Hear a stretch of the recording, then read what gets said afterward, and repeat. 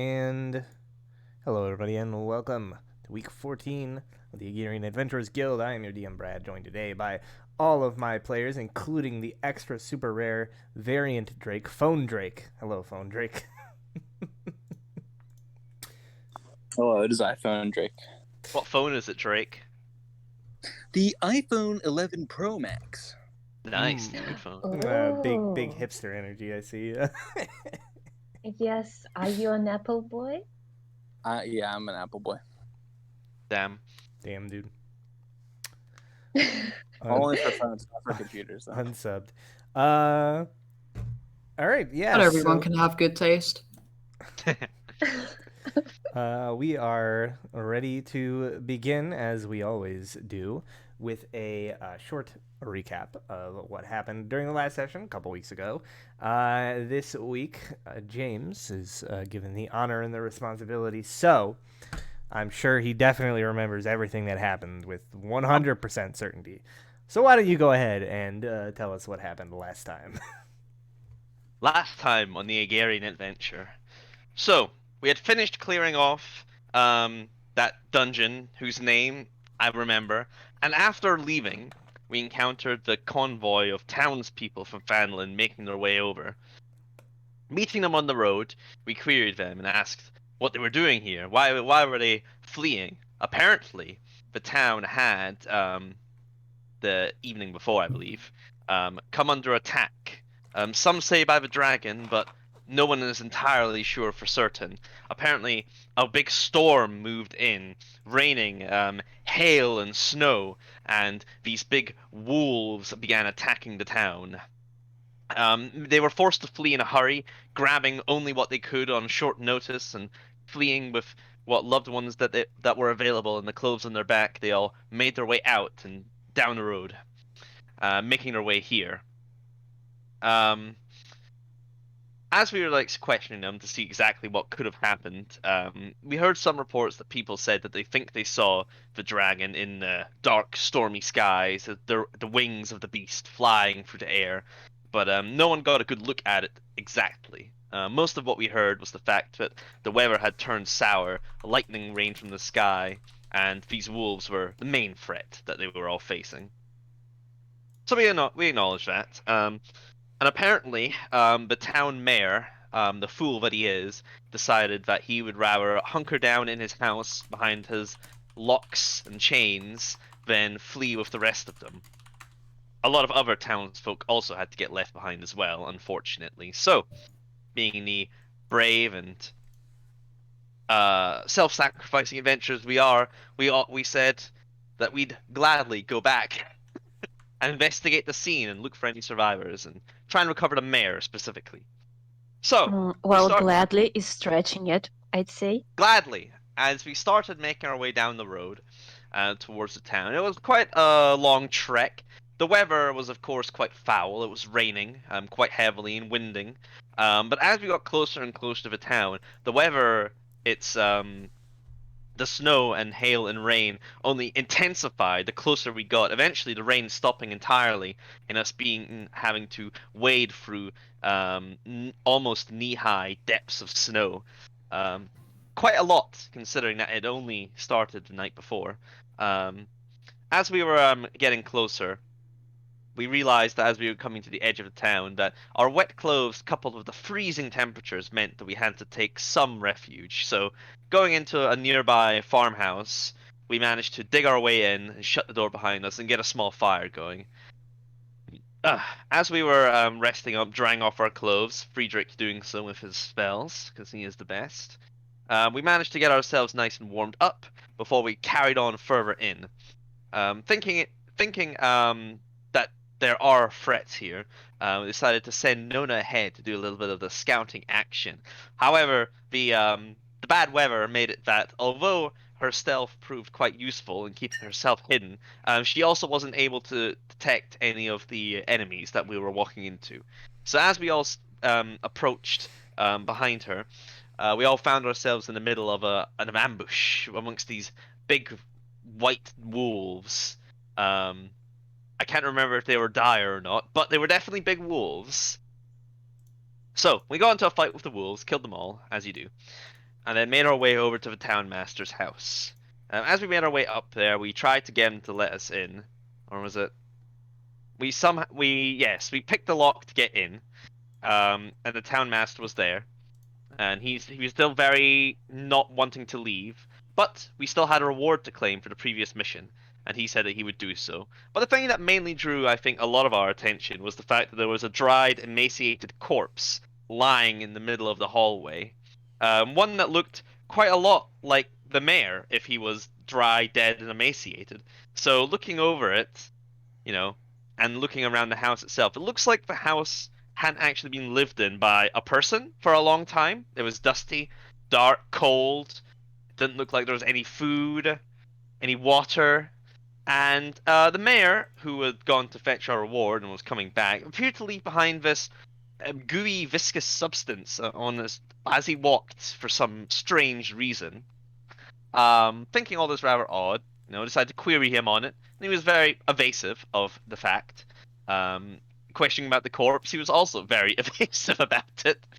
Eventually, though, as we didn't relent in our questioning, the creature decided to finally realize that there was no getting out of this, and revealed to us its true form, a red thing of, I don't know, it had pseudopods or something. And goo. Red It goes like gooey. Oblex, right? Yeah, an oblex. That was it. Thank you. A red oblex.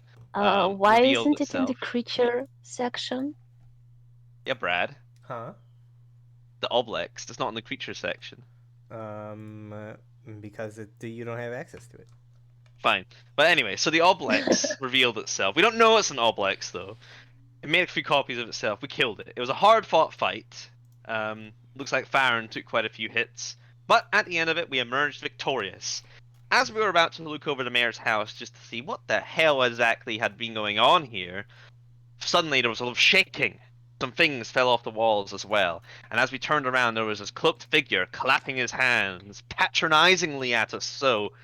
And then, as we opened his mouth to speak, that is where we left off last session. And imagine where we pick off now, Brad. Yeah, so I'll go ahead and mark your point of inspiration for. I'm a exhausted! recap and I think as we come back in, we see outside there's this heavy storm blowing, wind and snow, sort of like almost going sideways, like pounding against the houses, like building up in piles outside. And there's this sort of very distant, faint, echoing roar that kind of like cuts through, and it's like pinprick bit of like bright, like cyan blue light almost amidst the heavy snow and the storm that like sticks out, and there's this shadowy figure that sort of like crosses in the distance. But we kind of like look down and we see there's this like small dwelling, smoke coming from the chimney is the only dwelling basically that has signs of being lived in at the moment. And as we sort of like come down in through the chimney, we see like the five of you and this like floating like spectrally looking weapon kind of at one end of the room surrounding this like corpse of the mayor next to a pile of like reddish goo, and there is across the room, sort of like leaning into the now closed door, you see this figure clad entirely in black robes, with the hood up such that it is obscuring their face. You see no sign of detail there. It's just like looking into a black void.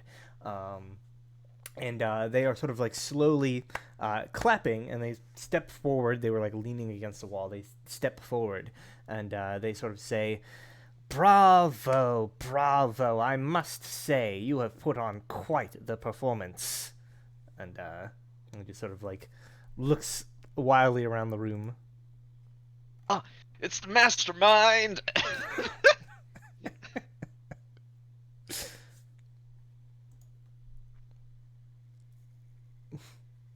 And we just look at each other. Who are you? Strange cloaked man! He sort of says, who am I? That is a rather deep and philosophical question, but let us say that I am somewhat of the playwright and director of this little piece that we've been putting on. He says, I must say you have quite amicably filled your roles as the would-be heroes of this tale. So are you also behind the dragon's appearance? I'm not exactly behind the appearance of the dragon, just merely a benefactor of its relocation. So you're responsible. I wouldn't say I'm responsible necessarily, but I sure have taken advantage. He says, speaking of which, I believe that dragon is, well, posing a bit of a threat to this place right now. I'm curious. What exactly are you going to do about it? Oh my god, why is he asking questions I don't know the answer to? Probably The going to sensible die to thing it. would be to flee for our lives. It says, well, plan thus far has been winging it, so I think that's probably what we're gonna continue doing. But never mind that. And I gesture to dead mayor's corpse and it's like, are you responsible for this then? And he sort of looks to the corpse, and he says, "Oh, heavens, no!" And he says, killing such a thing would be far beneath me. The man perished of natural causes some few months ago, and I simply slipped in and took advantage." Why? Why? Because I'm bored. Why else? I can respect that. What do you mean? So you mean to tell us we've been freezing our arses off and bleeding and suffering just because you're bored? And he says, "Well, when you put it that way, yes. Yes, you have." And he says, "You cannot possibly understand how infuriating it is to sit by and watch the centuries go by as your friends and compatriots make work of themselves and, quite honestly, make themselves look like fools while you're told to wait your turn." He says, "Quite frankly, I'm done waiting my turn. So Can I we, thought I see would what- have a spot of fun." Can we see what he looks like, or is the cloak perfectly positioned to avoid showing his face? Yeah, I mean, looking at him, you can't see any facial details. Can you make a perception check? Got disadvantage on this. Let's go. Perception. Here it is. Come on, 2 19s. I got a 13. 13, not bad. So you can't make out any details of the face, but you do notice that they're maybe an inch or so above where the face would be within this cowl. You see very faintly what looks like magical energy that's kind of floating in front of where his face would be, but you can't quite make out the full breadth or shape of it, and it's shrouded in its darkness. It almost looks as though the hood itself is creating this darkened. It's not just the light playing against it; it's actually darkening the things beneath it. Interesting. Well, I'll say, well, again, he says, you know of us, but we know not of you. What is your name? And he says, "My name is perhaps something that you shall come to learn in time, but at the moment, it is not necessary for you to know. It's just be satisfied to know that I am the architect of what has occurred and what is about to come. I trust that you will play your parts well, heroes." Would you like to give us a, little knowledge on what's to come, as you put it? And spoil the fun? Oh, please. Huh? I'd be fine with that. Doug, attack him. Someone just needs to go and hit him. Yeah, so he sort of like kind of like turns around. He's like now facing like his back towards you. And he sort of says, well, I've got other things to attend to. I just thought I would stop in and let you know what a splendid job you were all doing, and to keep up the good work. I haven't been this exhilarated in years. And he says, until then, ta-ta. And he sort of like gives you this like very fanciful like back of the hand wave, and seems to just like stride forward like into the door and just sort of like is swallowed up in darkness. And then you hear his voice in portal darkness, or just yeah, it's similar. It seems to be like that. But you hear his voice like echoing out after he's gone. Like you can no longer see him, but you hear his voice, and he says, and best of luck with the dragon. So he brought the pet. The bastard! oh, at least he wished us luck. Even Yes, worse. how very generous of him. And He mocked us! as if on cue, you hear a loud like roaring a noise that almost seems to like shake the foundation of the house, and you hear like a crunching noise out in the snow outside. Close the door! Close the door! The door is closed. The door was never open. Okay. Yeah. I like, Fraser's like, everyone be quiet. Let's take a short rest, They are guys. being very quiet. Let's take a short rest. I'll sit down. All right, Friedrich just sort of plops himself into one of the chairs. Agree with- Time for a short rest. What is everybody else doing? What is Sug up to? I mean, I'm also down short rest. That is completely okay. If that is something that we want to do. I and suppose. also, like, that guy's speech lasted way longer than the spiritual weapon, so. I mean, they do that. That was The damn bad guys monologue. tend to like the sound of their own voices. That feel when the cutscene doesn't actually pause to in-game time, so you lose all your pre-battle buffs. Feels sad. dude. Yep.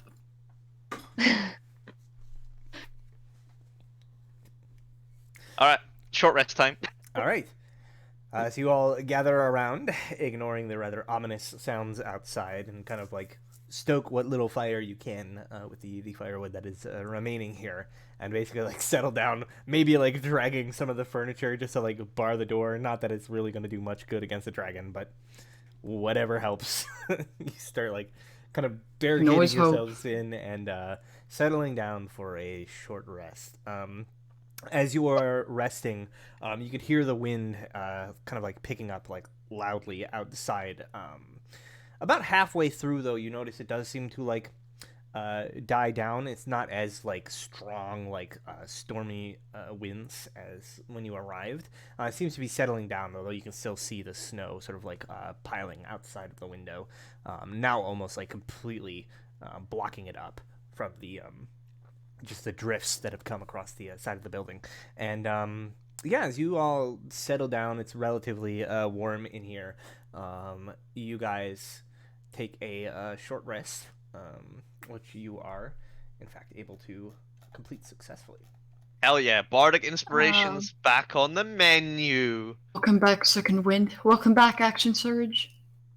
Could we have used the hit dice, or does it happen only during a You long can use rest? hit dice. You can use the hit dice during a short rest, yes.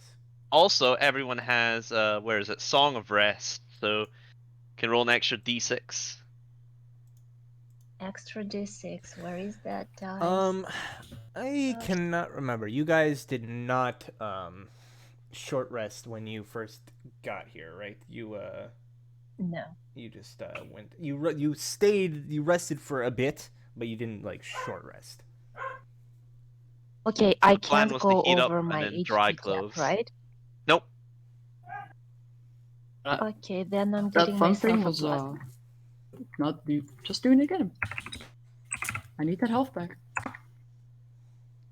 All right.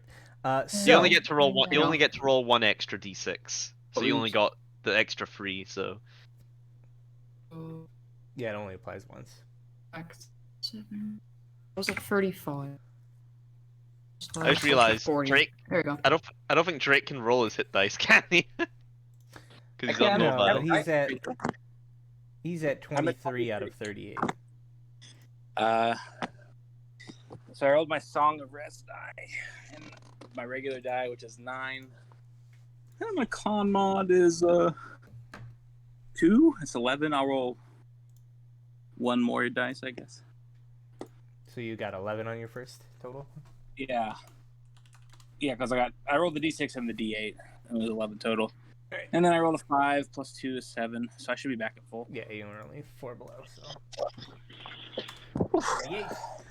And those of you that were exhausted from the cold weather, having spent a full hour short resting inside a warm environment, you are now no longer exhausted from that.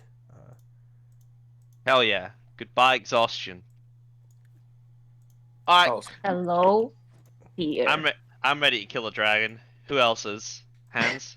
Hands in the air. I'm ready to see No, you try to thank kill a you. dragon. Hell yeah, let's go. All right, so there is only one exit to this house, as far as you are aware. I vote that Sug goes first. Okay, sure. How about we explore and maybe see if there is an attic window? Fine, if you want to be sensible. I'd like to be alive, thank you very much. Alright, let's look around the house then, see if there's another way out. Sure. So you search around the house. You do notice that there is there's a back door, but as you try to like push it open, you could see like the snow has like drifted up against it and is like completely just snowed in along the back door. But there is a staircase that leads upstairs. And you notice there's a window at both the front and back of this sort of like upstairs like attic-esque space. Kind of like a loft. Obviously, they don't seem to be windows that are meant to open. You would have to like break them, but you could like get through. Brad, the snow is quite thick. Mhm. Would you say it's thick enough to cushion a fall? Yeah, definitely. I mean, like if you were to climb out one of these windows, you would probably like land in one of the drifts.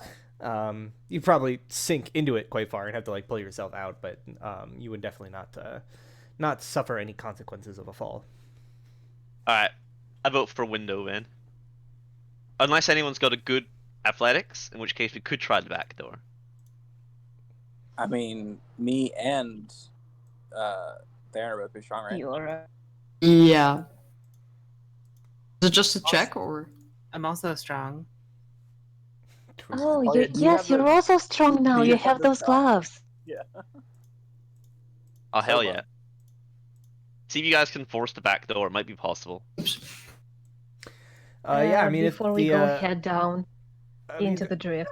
if you guys want to team up to try to like push the snow back enough to where you can like begin shoveling out, like it's gonna be like, even if you push the door like open enough, it's still gonna be a process like shoveling out a passageway. And it But is a push door, right?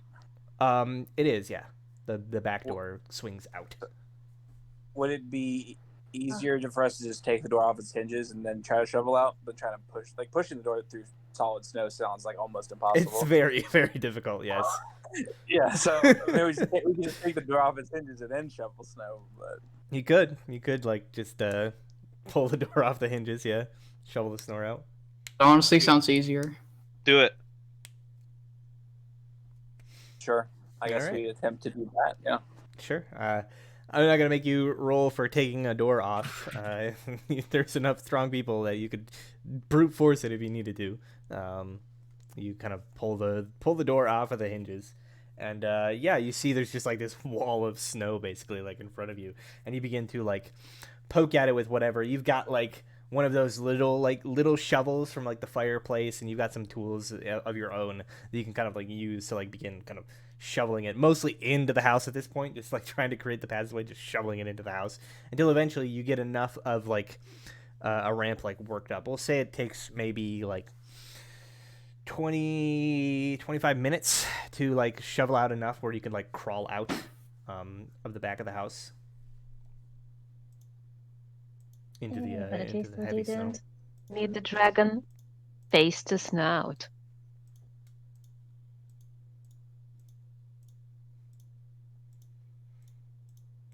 I assume you're all kind of like piling out of the back now. Yep. Yeah, so you move out. Again, it's still sort of like difficult terrain, as it is heavy snow this time now. Obviously, over like the hour or so that you've been resting, it's probably gone up like another foot or two. It is now kind of like basically like chest height, piled up. So you're kind of just like more like having to like pull your way over the top of it, like over the compacted stuff, than like walk through it. And it is especially around the back of the house where a lot of the drift has like happened from nearby. Yeah, so it's difficult. You pull your way out, and again you kind of like hear this like this loud like roar of like something nearby.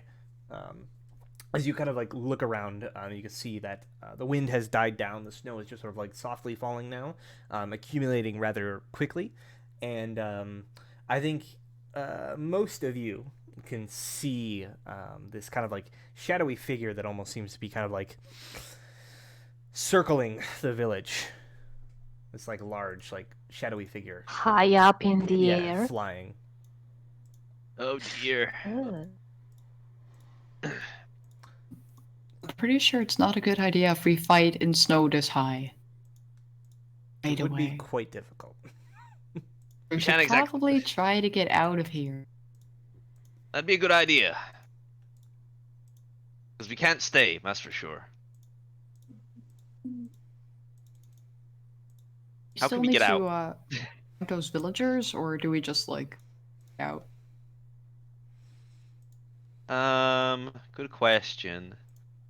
I mean, I feel like we need to get out for now. We can try and come back. As long as they Weren't don't we make that on the much way? noise, they should be fine from the dragon, right? guess. Question: Yes? Weren't we on the way to get the sword to slay the dragon? That was a proposed possibility. Before we made a detour and made contact with the fake mayor? Correct. I mean, I think Yeah. we came this way anyway to like because they asked us to see if we could get the mayor to go with them. And then we found out he was Yeah. fake mayor, so I don't know. He We was might have fake- to. Good. I was gonna say we might have to go back and tell them that their mayor was fake the entire time, but for now we need to get away from this dragon. How can we get out though? Are lots of trees like in the picture, Brad, like around this area? Not really like around the town. A lot of the forests and trees were kind of clear cut to build the town. So it's just kind of it's hilly terrain, but it's not very well forested. What you're saying is there's not a lot of nothing to really obscure us from the skies. Not particularly. I mean, there's the buildings, right? Like if you clung to the buildings, but there's again, it's a town, right? So there's like big open spaces. They're not really. It's not like a city where it's like tightly clustered together. I think Frege would Any be like, white materials or something nearby, like either doors or. everyone wrap yourselves in bed sheets. Do we think And we'll at least find we'd be bed less sheets visible. that wide? Eventually, That- we'll be able to see the trail from us walking through the snow anyway. The only thing I can think of is to try and dart our way like between buildings and hope that he doesn't swoop down and try and kill us. That's the only thing I can think of. Do dragons have very keen eyesight? Yes. Probably. Probably, yeah. Maybe. Maybe Okay. like secret tunnels in this. Secret village. tunnel. You know, if we just dig through the snow, make a snow Make a s- tunnel. We'll Make a never snow get tunnel? there. I'm fine, but I don't know if you guys could take the cold. Well, Alright, you dig I'm the just- tunnel then, and we'll follow you once you have it done. I'm just gonna be like, maybe I think we just need to like dart between the buildings. It's the only thing I can think of. I think we just need to do that. Yes, I think we could try that. No other option. All right, I'm so trying to think of any magical options we might have, but I don't know if I have any. I don't think I have anything that could I don't think you disguise us. have like hiding mean- stuff. Dragon Prestidigitation, swoops down. James just illusion, sacrifices anything? cloak of billowing. No. I was hoping there was something I have that's less hide or then more just like this is a loud distraction while we go the other way. But I don't think I have anything like that. Either. Well, actually, now that you mention it, I do have Wand of Pyrotechnics. I mean, yeah, that's 60 feet distraction. away. Okay. Oh yeah. All right, Brad. All right, here's the plan. Okay. All right, so we're gonna try and dart between these buildings to get out. The shortest way away. I'm going to Wand of Pyrotechnics to make a loud crackling burst 60 feet in the opposite direction once we start moving. Sure. So it sounds to me as though your guys' plan now is to attempt to evade the dragon. Is that correct? Yes. Yes, please. Evasion is on the menu. Very well. So we shall begin a skill challenge. So I want everybody to roll initiative for me. Oh my. Skill challenge time. Actually, What does a skill challenge imply? He'll tell you. Just roll initiative. It's fine. do we need to? But we could oh yeah. still- Okay. You need to roll it for Sug as well, I guess. I got a hot 4. A hot 4. Wow. A hot 4. 2 plus 2 is often 4. Often. Oh really? All right. So we shall be having a bit of a skill challenge here. So what this is basically is rather than just having this sort of like boring thing where everybody makes like one check or whatever and it's pass or fail, a skill challenge is we're going to go in order around the table in the initiative order, and you are going to tell me what you are doing to help assist the efforts in evading this dragon. Describing what it is that you're doing, and then maybe petitioning like what skill or proficiency that is that you have, or item that you have, or ability, or whatever. And then you will roll, and I will basically decide based on how well I think it applies to the situation. I'll decide what the difficulty is, and if you succeed, your group gets a success, and if you fail, your group accrues a failure. If you get 3 failures, then you fail the skill challenge, and the thing that you don't want to happen happens, and that is the dragon finds you. If you manage to accrue a total of, we'll say, 6 successes before you get 3 failures, then you will have successfully evaded from the dragon. Hope everyone's ready to bullshit. Yes, Oh, no. get your bullshitting gloves on. So we will start first and foremost with Nona. You guys are still sort of in the cabin, kind of discussing, making your plans, and you have now decided, let's head out. We're going to try to avoid this dragon. What is it that you are doing to assist the group in this? Because you are stealthy, but the group isn't necessarily stealthy as well. So you kind of have to help them. So what is it that you are doing to assist in evading this dragon? Good question. I don't know. Skip me. You can't be skipped. I have no idea. I can Uh, only you help could- myself. I can't help other people.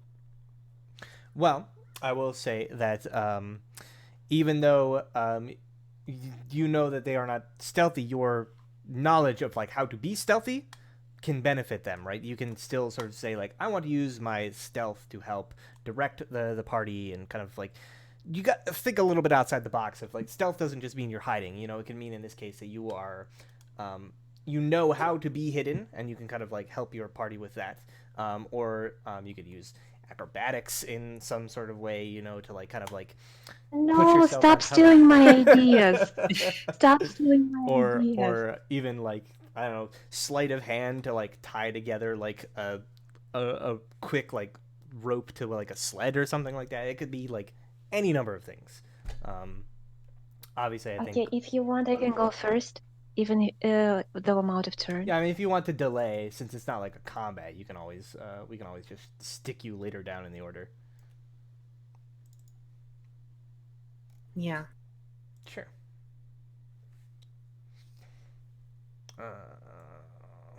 So then, Theron? I was thinking that since I'm resistant to cold and the snow is pretty hard to walk in since it's chest height, I could like clear some of it so the others could follow more quickly. But I'm not sure what kind of like. You start doing breaststrokes through the snow. Well, Yes. to me, that sounds like it would be some sort of athletics check to sort of quickly clear the snow to make way for your companions.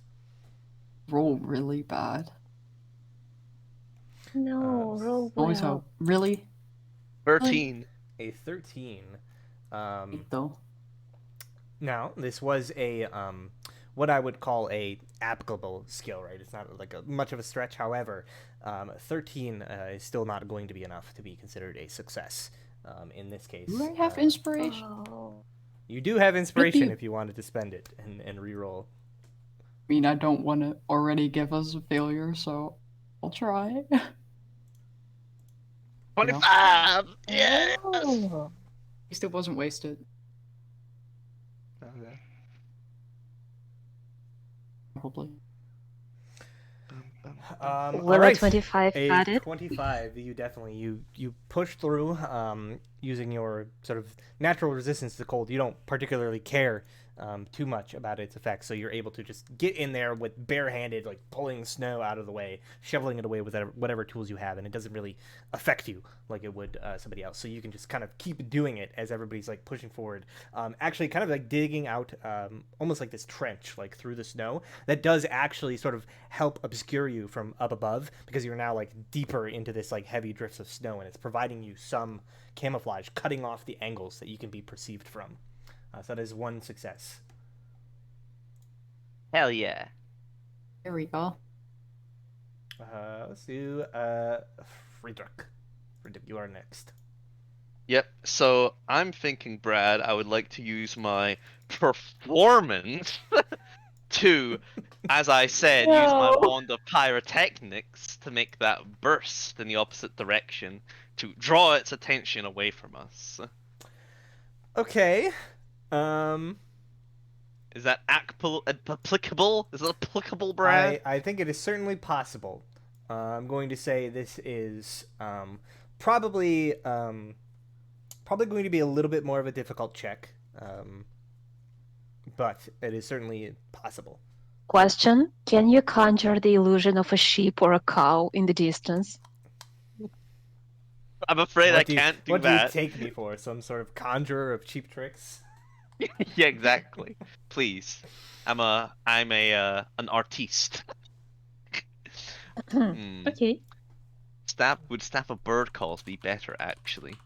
No, bond of pyrotechnics is actually better. All right, here we go. Performance, I have plus 11, 18. An 18, with the higher difficulty class, is actually still enough. You manage to kind of like peek your head Poggies. over the edge of this like trench that Theron is digging through the snow, kind of waving this wand and thinking just exactly where the perfect spot would be to create this distraction. And there's this flash of light, the burst of pyrotechnics in the distance, and you hear like a loud roar, and you see something like sort of overhead, kind of like swooping down in that direction to investigate, buying you time to like kind of shuffle over and like kind of make more progress towards the edge of town. Hell yeah. All right. Nona, you have anything yet? Can I just like follow behind and make sure our tracks are covered? You most certainly can sort of follow behind, kind of covering the tracks. We will call that a stealth check. Why not? All right. So, while your party may not be considering the effects of being tracked or not necessarily paying too much mind to being hidden. You always have that sort of in the back of your mind, and so you think basically that it is best to obscure your tracks. So you have like a bag or something basically you can like drag through the snow behind you to like cover up your tracks, and you actually sort of like kind of collapse the sides of the trench back in behind you, so that it like further obscures your passage. And with a 27, you are able to accrue one more success. So you are now at 3 out of the 6 that you need, and you have no failures thus far. And then we move on to Asha. So you've now managed to make it, a couple 100 feet away or so from the building, but the threat of the dragon is still looming high above. You're now kind of getting to the outskirts of the town, as it were. You think a little bit more of this, and perhaps you will have been able to elude the dragon. So, Asha, tell me what it is that you are attempting to do. Okay, being a master of the body and of the inner energies that course through said body, I can show my teammates some breathing techniques to slow down, I don't know, the blood, or maybe speed up the blood to be less cold and move more efficiently while digging a trench and covering the tracks, and anyway not being as affected by the elements as they would have been otherwise. Okay. That's pretty good actually. It's it's very profound. I'm just trying to think what that would be necessarily. I almost think it would probably be like like an Arcana check, but with wisdom instead. So I think for you it would just be like a wisdom roll to try to like pass on this knowledge and this wisdom that you've obtained on how to meditate. So I think just roll. Can I just press on the wisdom? Yeah, you can just click where it says like wisdom. Oh. You do have inspiration if you want to spend it.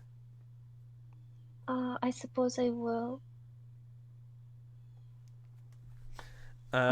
So, unfortunately, such profound concepts as have been granted to you over years of enlightenment cannot be so easily transferred to your rather hastily retreating companions in a matter of moments, and most of your words and inspiration falls upon deaf ears, and they do not partake in I'm your sorry, guys. techniques. I tried. So okay, it's just one failure. You have one failure. Sock juice! And then it is Sug's turn. Is this something I can use guidance on, or is it more snap decision? This is more like well, I say like it every action kind of like goes over like a period of time. So yeah, you could guidance yourself during it. Okay. I'll say you can't Sure. guidance other people, but you can guidance yourself.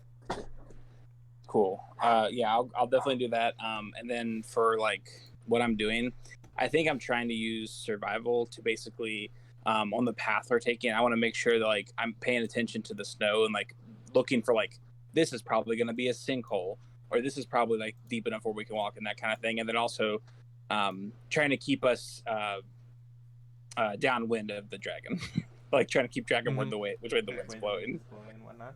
Yeah. Yes, sounds perfect. Go ahead and roll your survival.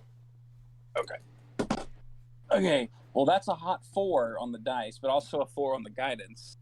So I think that's still only like a 13. Actually, it's plus 6, so it's a total of 14. But I don't know if that's good enough. 14. Yeah. Yeah, I think as you're kind of like leading the party, away from like dangerous like parts of the snow that'll collapse in around you, and kind of like trying to keep track of where the dragon is and in the wind, it starts to kind of like overwhelm you somewhat, and then suddenly like the wind like shifts drastically, in a way that you're not exactly like prepared for, and you kind of like begin to like panic and kind of like lose yourself in this situation, and you kind of like get the feeling that after hearing this like loud roar kind of like from behind you, that perhaps your position has been given away somewhat. It is not entirely sure where you are just yet, but it is now sort of like onto you. And that is another failure. Row. Ruh-roh, Oh, Raggy. no. It's okay, it's only 2 failures. Of 3. Out of 3. Out of 3. Mm-hmm. So, But I like the faith you have. Theron, at this point you are aware that the dragon seems to be noticing your presence and is kind of drawing closer. You have done good work digging through the snow thus far, and has now come back around to you. So we get to the next sort of quirk of this skill check, kind of like skill challenge system. You cannot do the same thing 2 times in a row, so you have to do something else. Does anyone in this party have like something that's like rattling or like making noise while they're walking? Literally Friedrich's entire existence. Also, armor. Also the I'm armor carrying a itself. lot. Yeah. Yeah, my chainmail problem. Yeah, your own armor. Actually, yours. You have the mithril chainmail, so it doesn't make as much Oh yeah, noise. that's nice. It Actually. doesn't rattle. It's like the only thing I can really think of is like that I could carry like some of someone else's stuff so that like makes less noise. But Mm. I don't really know what else I could do. That would probably be another athletics, which can't really do the same thing twice in a row. Did you What just say other- strength? I guess, yeah. Or we could say like because you're like taking on like other people's like stuff, like maybe beyond like what you're normally used to carrying. We can make it like a Constitution check. I think would actually apply pretty well to this situation. Please roll well. Hell yeah. All right. That is a save, not a check, but does not matter. Oh.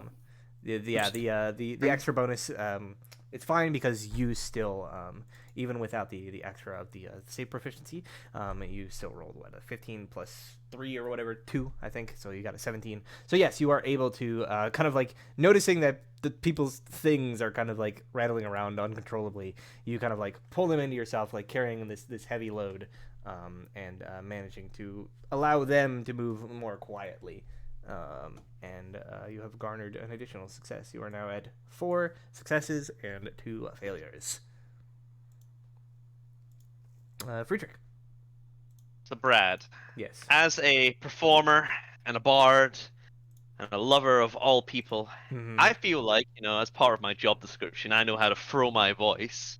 Could I try and deceive the dragon by throwing my voice in a different direction to make it sound like we're talking elsewhere? So it'll go over there and check and leave us alone. Sounds good to me. You may certainly try. Yes! Not bad. Ooh.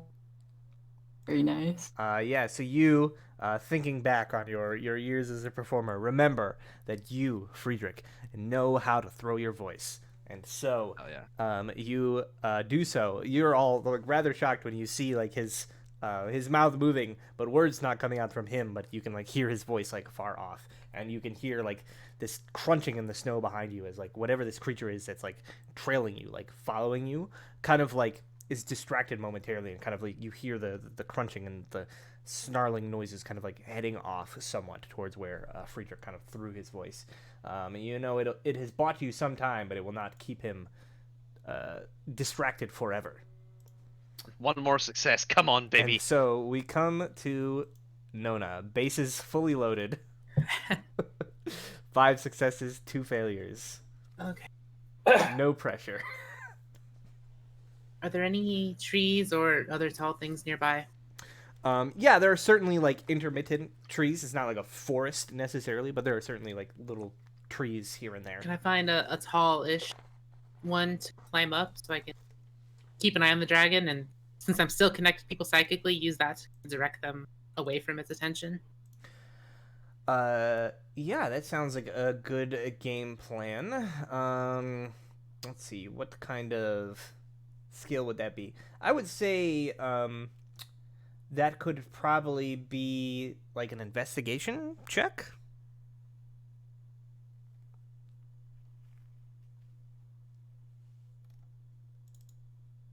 All right, a 17.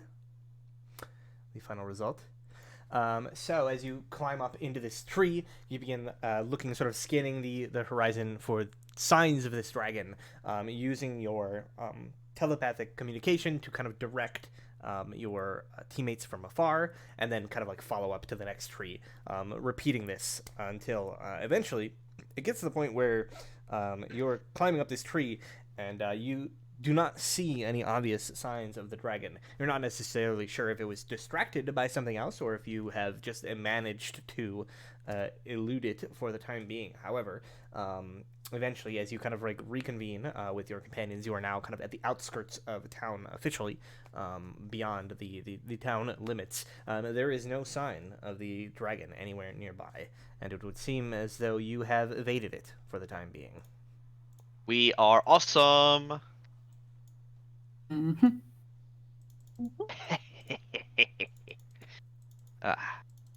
So we make it home free then. I take it we're outside the town at this point then.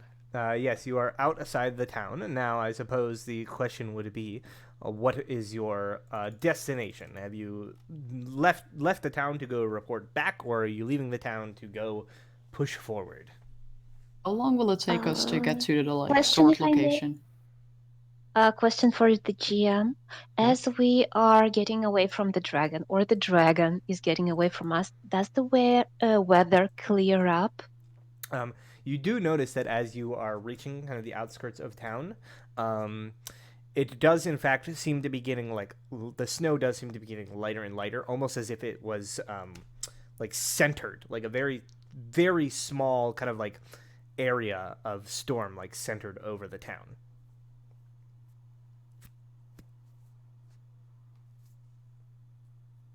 I mean, you're now kind of like So it's easier exiting for now. us to travel. Yeah, it's getting easier for you to travel as you get further out of town. So how long would it take us to get to the sword location? So the trek to the rumored location of the sword, it's quite a distance.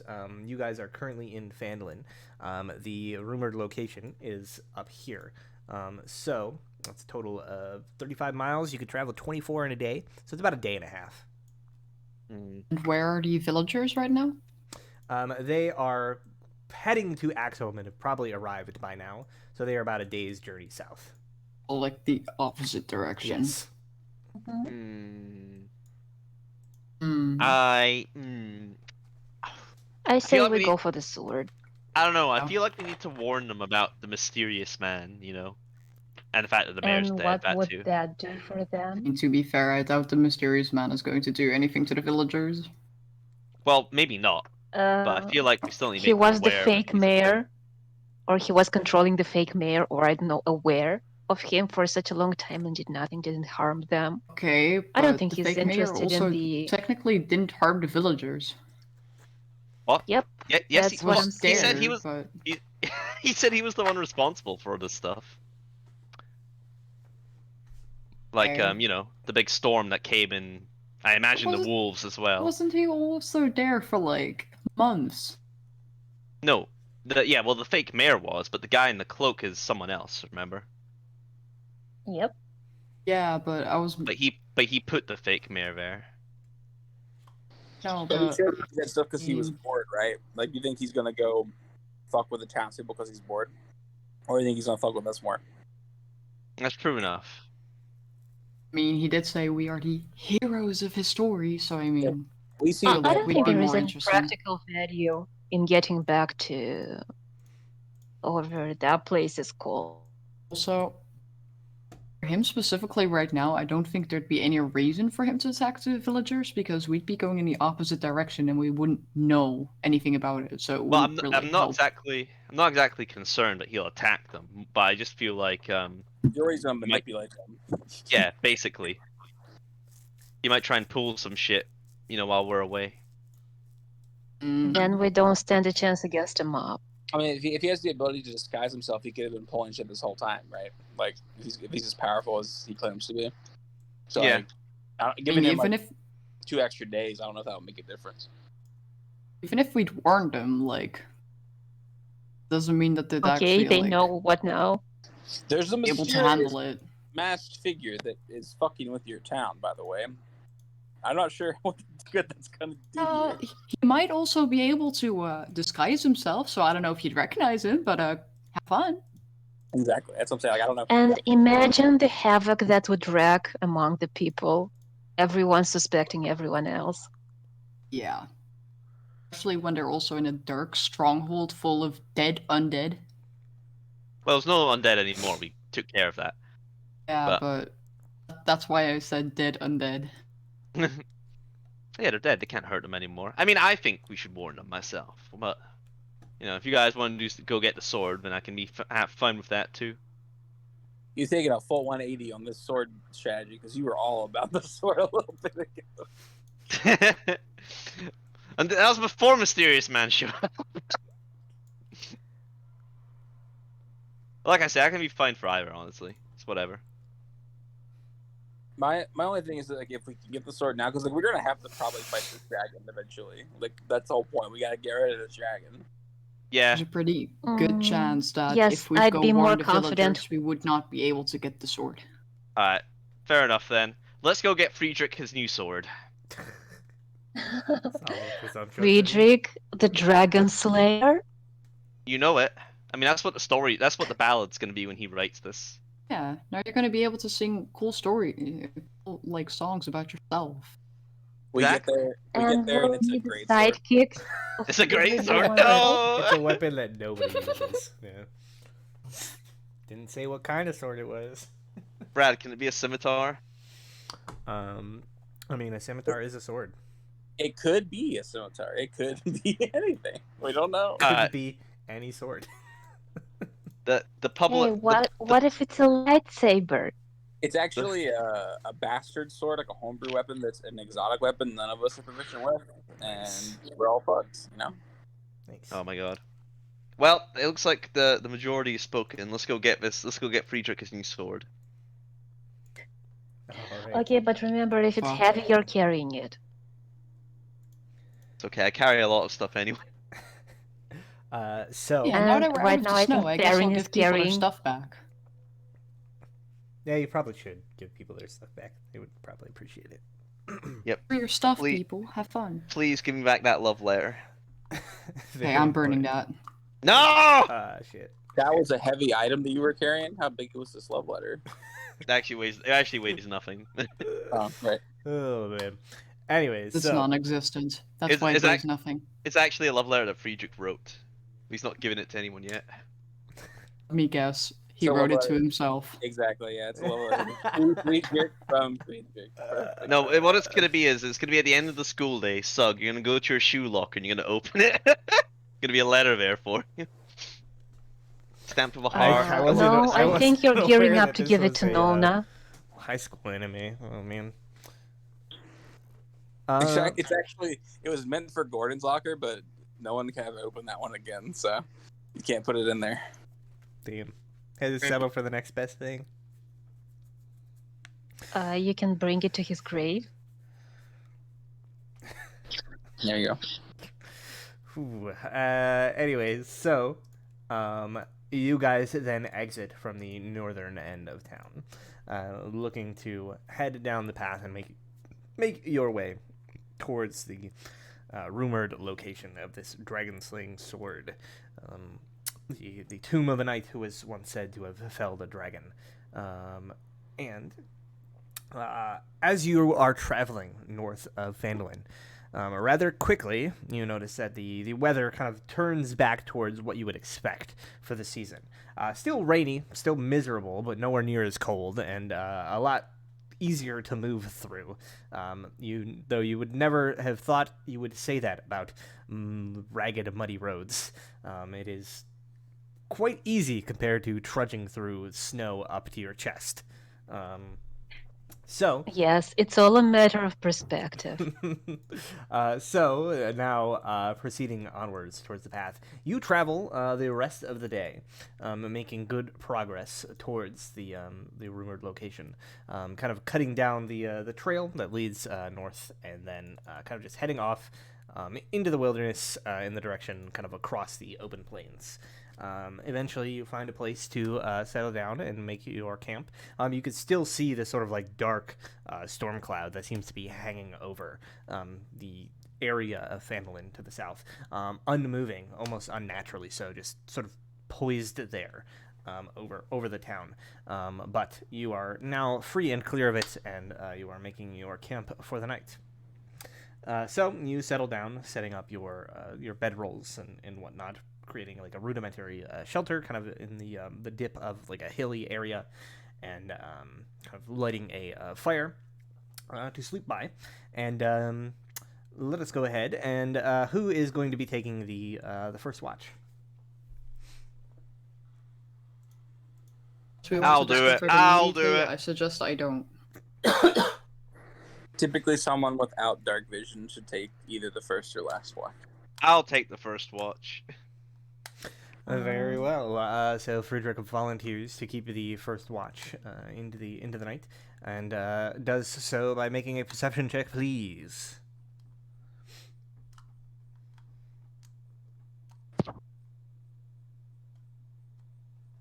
$15, not bad. So as you are keeping watch through the night, Friedrich, you notice that kind of in the first notes of dusk, when the sky is darkening, there's kind of like this reddish purple band along the horizon that only further illuminates the giant like storm cloud that is like hanging over Phandalin to the south. You notice like small creatures kind of like scurrying about. The nocturnal creatures sort of like coming to act, creatures that act during the day, kind of like finding safe havens to rest for the night. But there is no sign of any sort of danger that approaches your camp. Just the nature around you kind of in action. Skirting and avoiding your little camp, and eventually, in the couple of hours passes, and it comes time to wake up whoever is volunteering for the second watch, like further into the night. Who am I waking up? I mean, I can do second or third. I don't care. I can do 2 watches. Sure. I'll do second, and then we can have you do the last 2, and then if you want to have each the other people take a turn with you, so there's like 2 of you. That's fine. Very well. I wake up Sug Juice. All right. Do you want a perception check, Brad? I would indeed like a perception check. I'm gonna guidance myself, and I'm gonna roll this here for you. Oh shit! Here we go. That's a 4 on this dice, and you know what? That's a hot 8. So that's 15 total. Nice. All right. 15 again, not bad. So as you're keeping an eye out, you've got the dim light of the fire to kind of see by.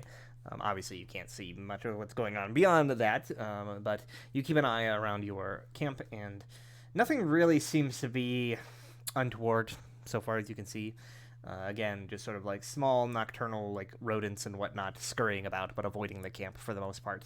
And you notice that the rain does begin to like let up during the night, and so it becomes less kind of like drizzly and miserable. Just kind of begins to dry up slightly. And yeah, your watch seems to come to an end rather peacefully. You notice Nona is sort of rising from her trance at this point in time, and if there is somebody who would like to volunteer to take watch alongside her, they may do so as well. I don't have dark vision. Me neither. All right. So Nothing has ever gone wrong when I take a watch by myself. Don't worry.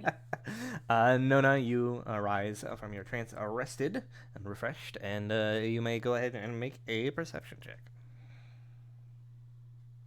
15. It's a popular number. So, as you are keeping watch tonight, again, for the most part, things are going rather uneventfully. But about the Oh, no. second hour, like maybe about like halfway into kind of like the next hour, so it's been about an hour and a half or so, you notice kind of a distance away this flickering, like orangish yellow light that seems to be coming from the south, and getting like closer.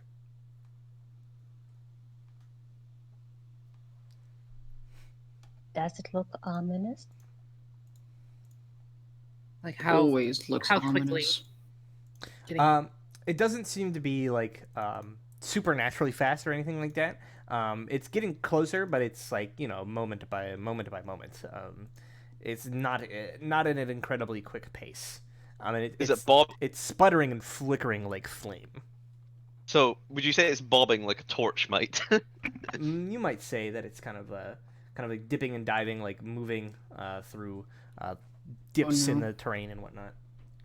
Can I quietly get closer and see?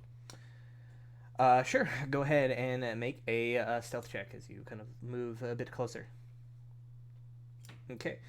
So yeah, you are able to approach, making no sound whatsoever, thanks to your boots as well as your sort of natural ability. You sort of just like glide through the grasses, and yeah, as you get closer and closer to this light source, you can see a little bit better. As you get within like 100 feet or so, you can see that it is obviously being held aloft by a single like humanoid creature, and then eventually you get like close enough that you can like see, and you're kind of like off to the side. They obviously haven't noticed you, but you see that the flickering light is illuminating a single human who's like sort of holding it high overhead, kind of like scanning around as if like looking for something. And you recognize, as you're kind of like looking to the side, the sort of like shocks of white amidst his black hair and the gaudy clothes of a certain self-professed bard who seems to be following in your footsteps. Kill him. Shoot him. Kill him where he stands. Get rid of him. Easy. He won't be woken up. Hold on. No one would know. No one would know. We'll finally have a good night's sleep for once.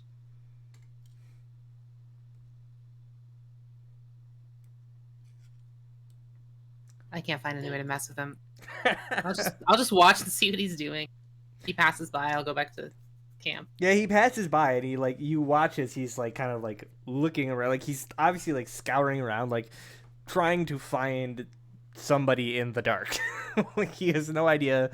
It's obvious that he's like trying to find like your camp, but the likelihood of him like finding it is probably not very likely on his own. Wait. I have an idea. All right.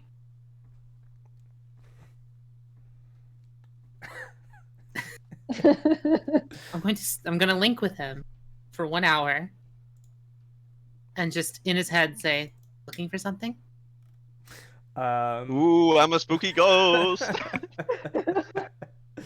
Oh, Turn him away from the camp. Tell him you're a local spirit, or I don't know, a fairy, and lead him away into the swamps. Yeah, so you say that, and he immediately like kind of emits this like slightly too high pitched screech for a man as he like startled like drops the torch on the ground, and you see like the flame kind of begins to like sputter. Let me see here. Okay, so the flame just sort of like sputters out, almost extinguishing immediately as it hits the damp ground, and he is now just sort of standing in complete darkness, just like looking around like for the source of whatever it was. You see he like draws like this gaudy rapier from his side, and he's like, who goes there? What? I can't. Where's my torch gone? He's like fumbling around, like looking for the torch. In that spooky story, tell him he's trespassing and he's not supposed to be here and to turn away.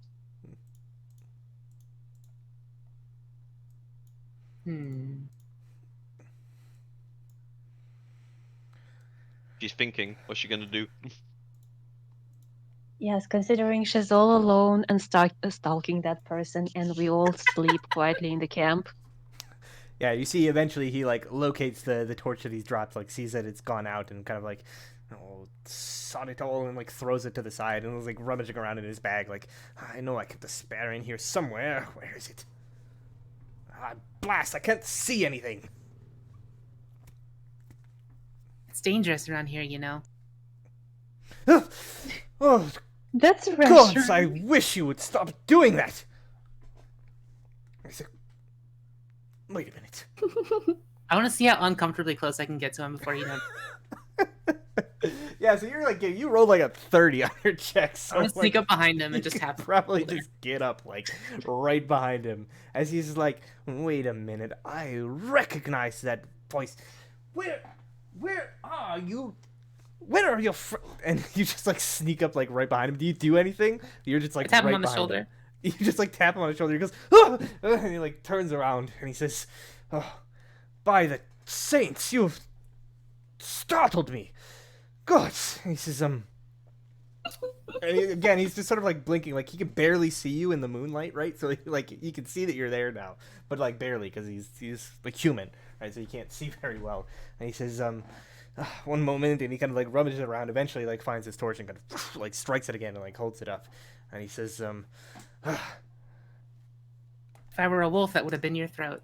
and he says, I imagine, but if I had encountered a wolf in these parts, I would be far more concerned about their sudden shift in migratory habits.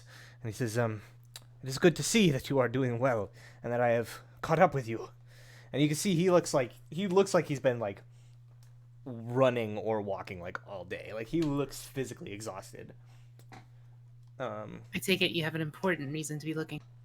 And he says, indeed, what manner of bard and scholar were I to be if I did not pursue heroes in their quest for finding and unearthing a legendary artifact of an age past? I simply had to be there when you discovered that ancient sword. He says, I would not allow myself to live another moment otherwise. Besides, I know a thing or two about its previous bearer that might assist you should knowledge of her past come into requirement for procuring it. Should have known this guy would tag along. You promise you won't get in the way? And he says, I do so promise on my honor as a preeminent scholar and theologian that I shall do my best not to be in the way. Because I guarantee you, if it's between you and any of my other friends, you're gone. And he sort of like holds his hands up and he says, if I had any observances in another manner, they have most surely been quashed as of now. I will keep that in consideration. You guys hear Everyone that? else is sleeping No- though, so you gotta be quiet. And he sort of like puts a single finger to his mouth and he says, if there is one thing that I know how to do well, it is not make any noise. Did Yeah, you guys hear that? Nona said we're friends. Her and Friedrich are friends. I'll guide him back to the camp. Maybe she has friends we don't know about. That's true.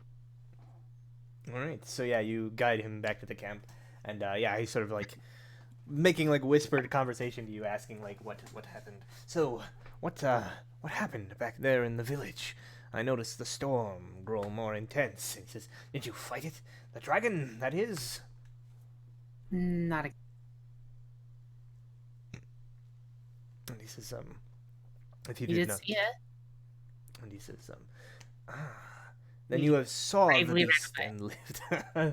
And he says, discretion is the better part of valor, my lady. And he says, a good choice, if you ask me. And he says, fighting such a dragon in what might be considered its home turf would be a rather ill-fated encounter, I believe.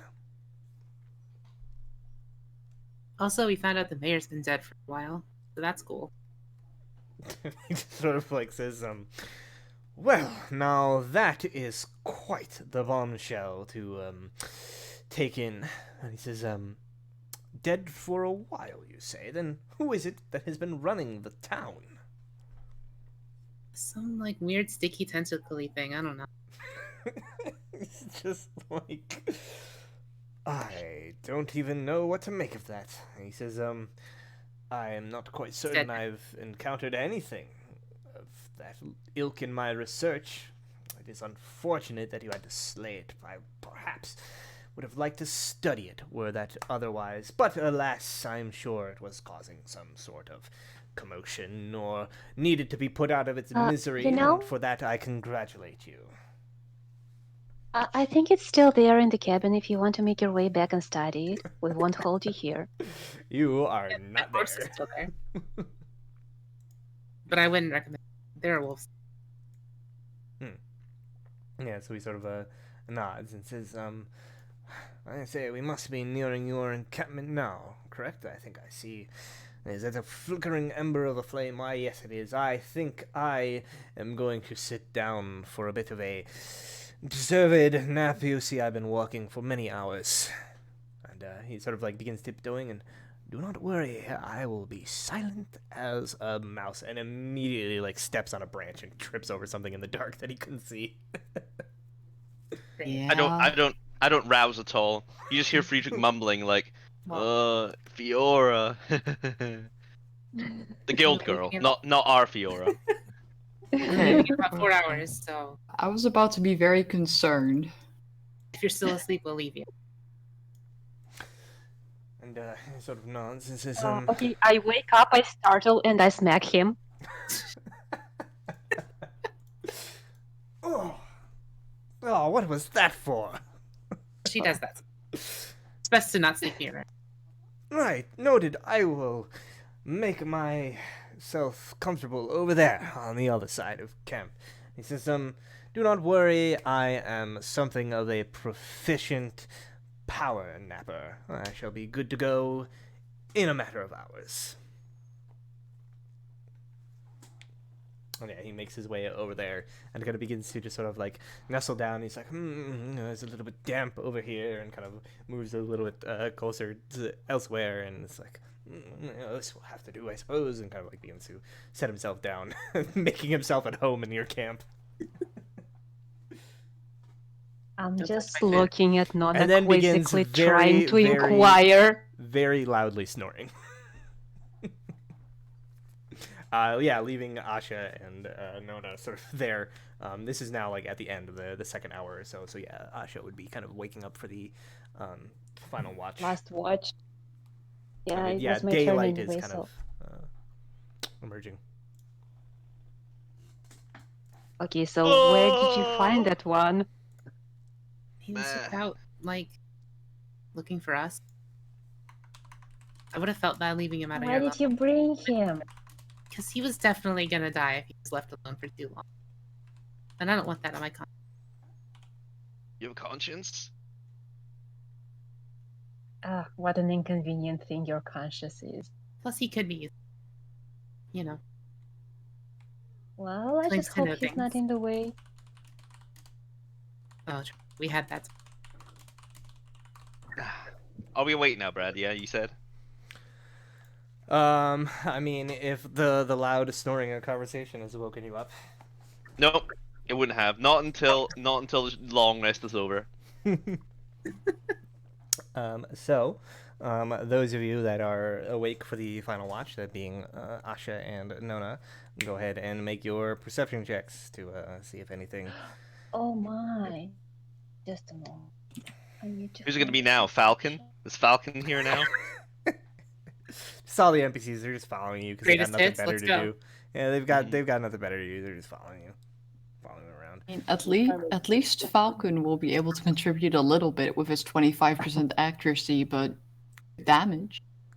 That's true. The next person that's come to the woods is actually the dragon carrying a torch. The dragon's lost. Hey, I missed you back at the It's like- village. Hey, I've been looking for you guys. was hungry. Yes. And Do you want to talk about our Lord and Savior and who is the god of the dragons? they say that old Frick Stormcloak is setting up camp. Or maybe he's a dragon scout selling cookies. Finally, you're Dragons. Nah, the dragon literally is carrying this huge bag full of love letters written by Friedrich to Friedrich. Oh, Yeah, somebody keeps sending me these love letters. You know, this is, I mean, it constitutes harassment at this point. Like, Speaking of Dragonborn, does ours know how to use their dragon shout to make the dragon go away yet? That's a thing, right? Can you spook the dragon? nah, it's not until 6th level, unfortunately. Damn. Damn, yeah. Yeah, she probably still only has the one that makes people go flying. Gotcha. Yeah, so, Acha and Nona, you're sort of like staying up and keeping an eye out, doing your best not to be distracted by the rather loud snoring that has joined your group. Put a blanket over his head. You can, yeah. It helps somewhat, kind of drowning it out. Yeah, the rest of the night seems to pass by uneventfully, and you are not accosted by any more traveling bards or anything of the likes, and so you are all able to finish a long rest. And as you all wake up, many of you are very confused because you went to bed with 5 people and now there's 6. Do I wake Figure up that- before the bard does? Parts are multiple. Do I get my hit dice back? Yeah, you will Half of recover half of your maximum. Yes, rounded up. Brad, do I Friedrich wake wakes up- up. Sorry, I don't know. go on. Is Sug more of an early riser or a late riser? He's an early riser. I just meant because the bard he just got here, right? So he's only getting half the sleep anyway. I was hoping I'll wake up before him.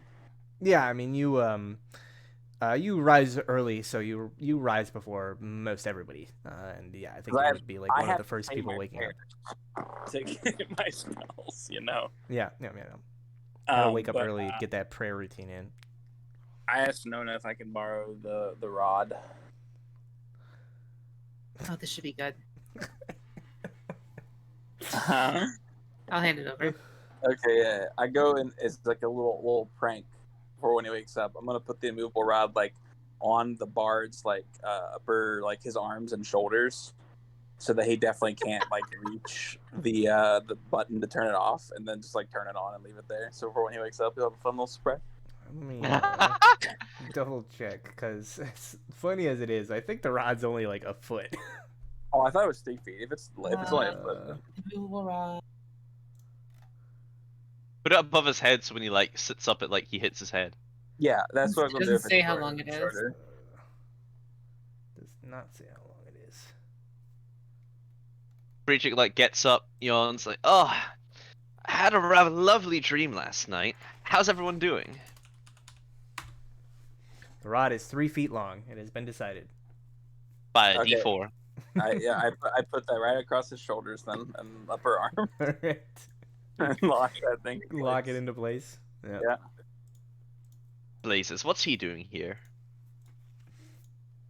Well, you know, Looks I like have a sleep. tendency to take in Pick him straight up. kittens. Well, did he say why? Bard things. There's many things that bards do. He wants, like, song and Okay, well, fair enough, I guess. also he knows things about the sword. Oh, My well, I things. you could have led with that. Very well. I'm sure he knows things, eh? It's sort of things. I could get Well, he claims he knows things. How That sounds useful more will these accurate. things be? Oh, yeah, it's true. He claims he knows. Well, is he still Well, sleeping? I personally All of think us are up. Is he still sleeping? Yeah, he does seem to be like still sleeping as everybody's like getting up and like getting ready. But I kick probably him. like half.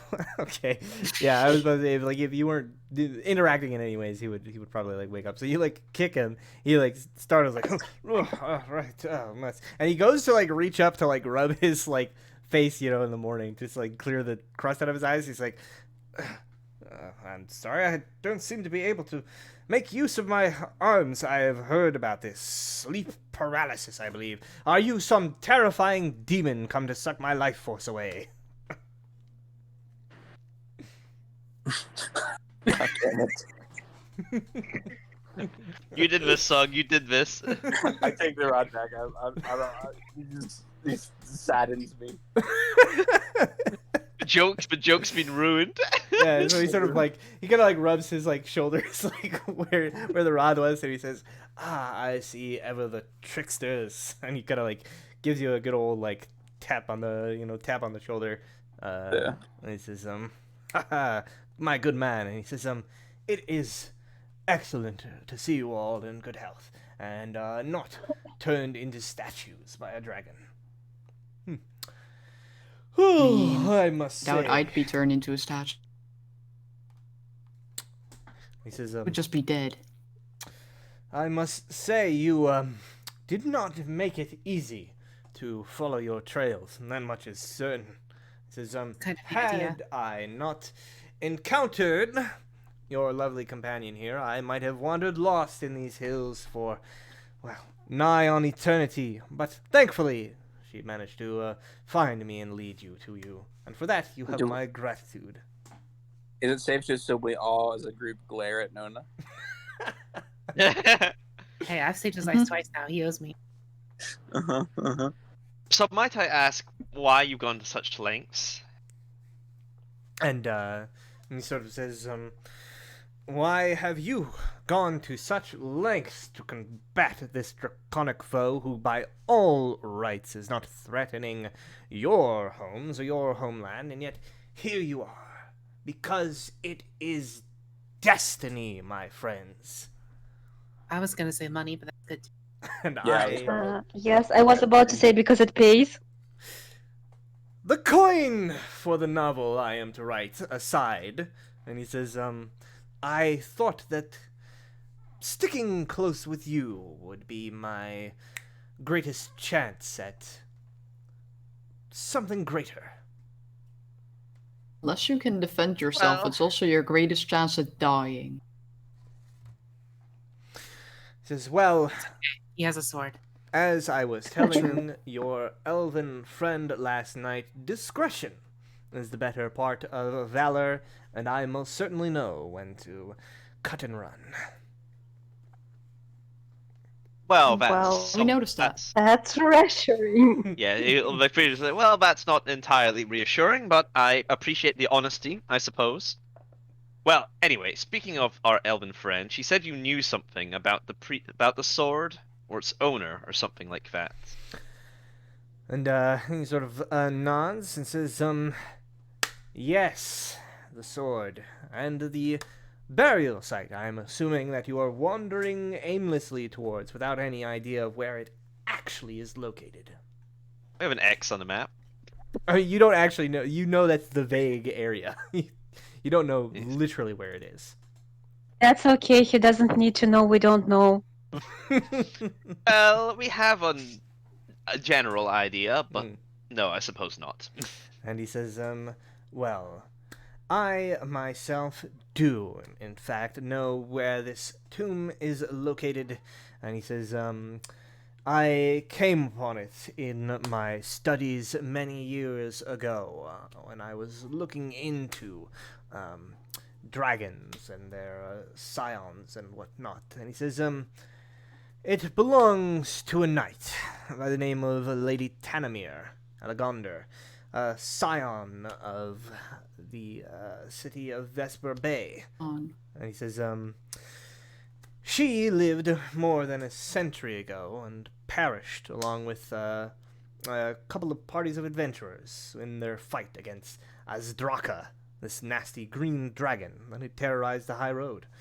Said she died in the battle, and was laid to rest beneath the barrow where the dragon fell. It says, the remains of her fallen compatriots and the corpse of the dragon were sealed along with her in accordance with her dying wishes.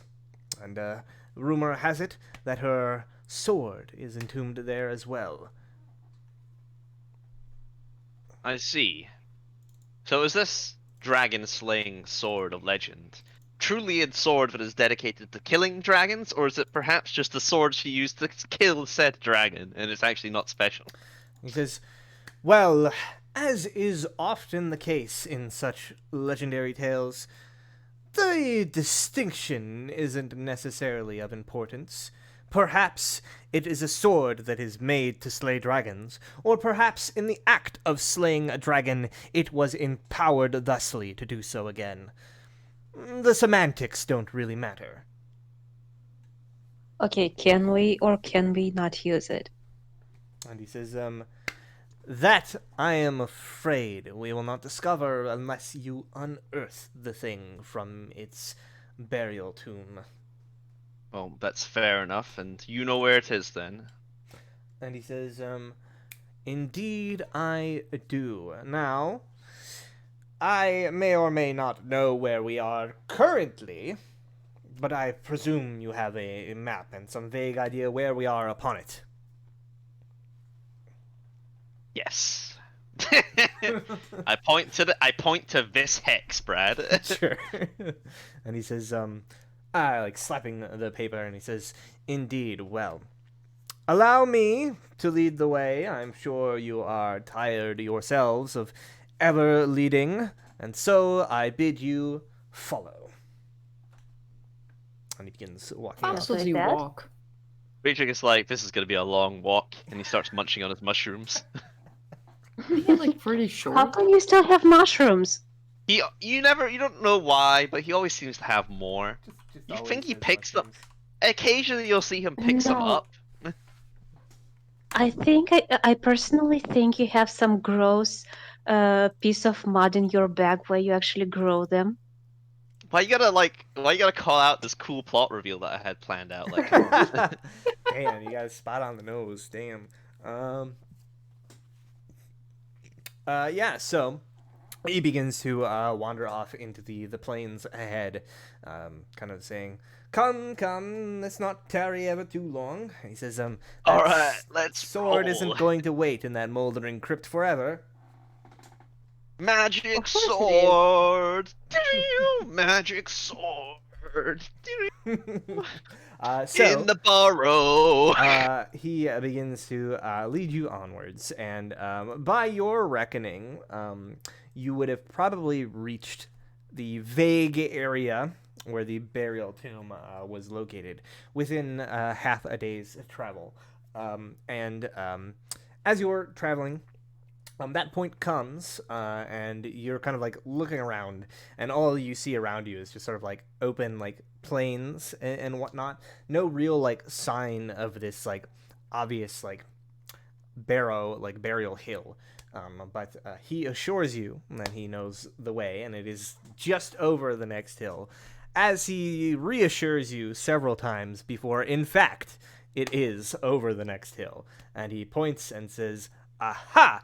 I knew it was located precisely here."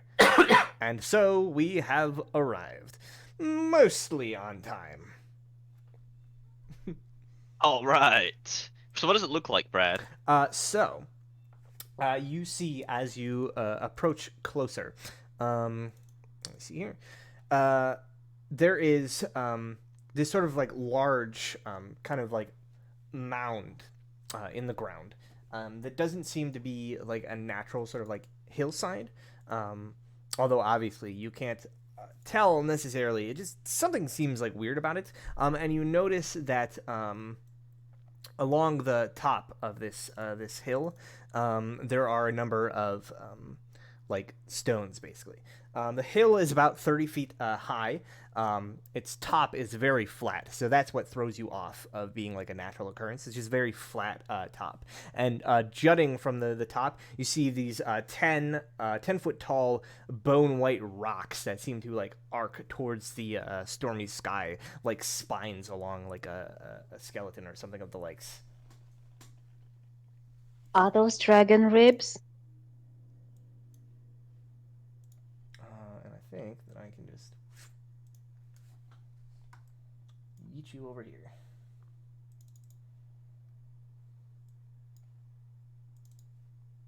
You guys should be able to see, correct? Uh-huh. It looks like a dragon, a dead dragon. Oh, well, we don't get the full picture, do we? No, yeah, because you're coming from the side, you just see this like weird like flat hilltop. This is like an aerial view, so you can't actually tell that it's like vaguely shaped like a dragon.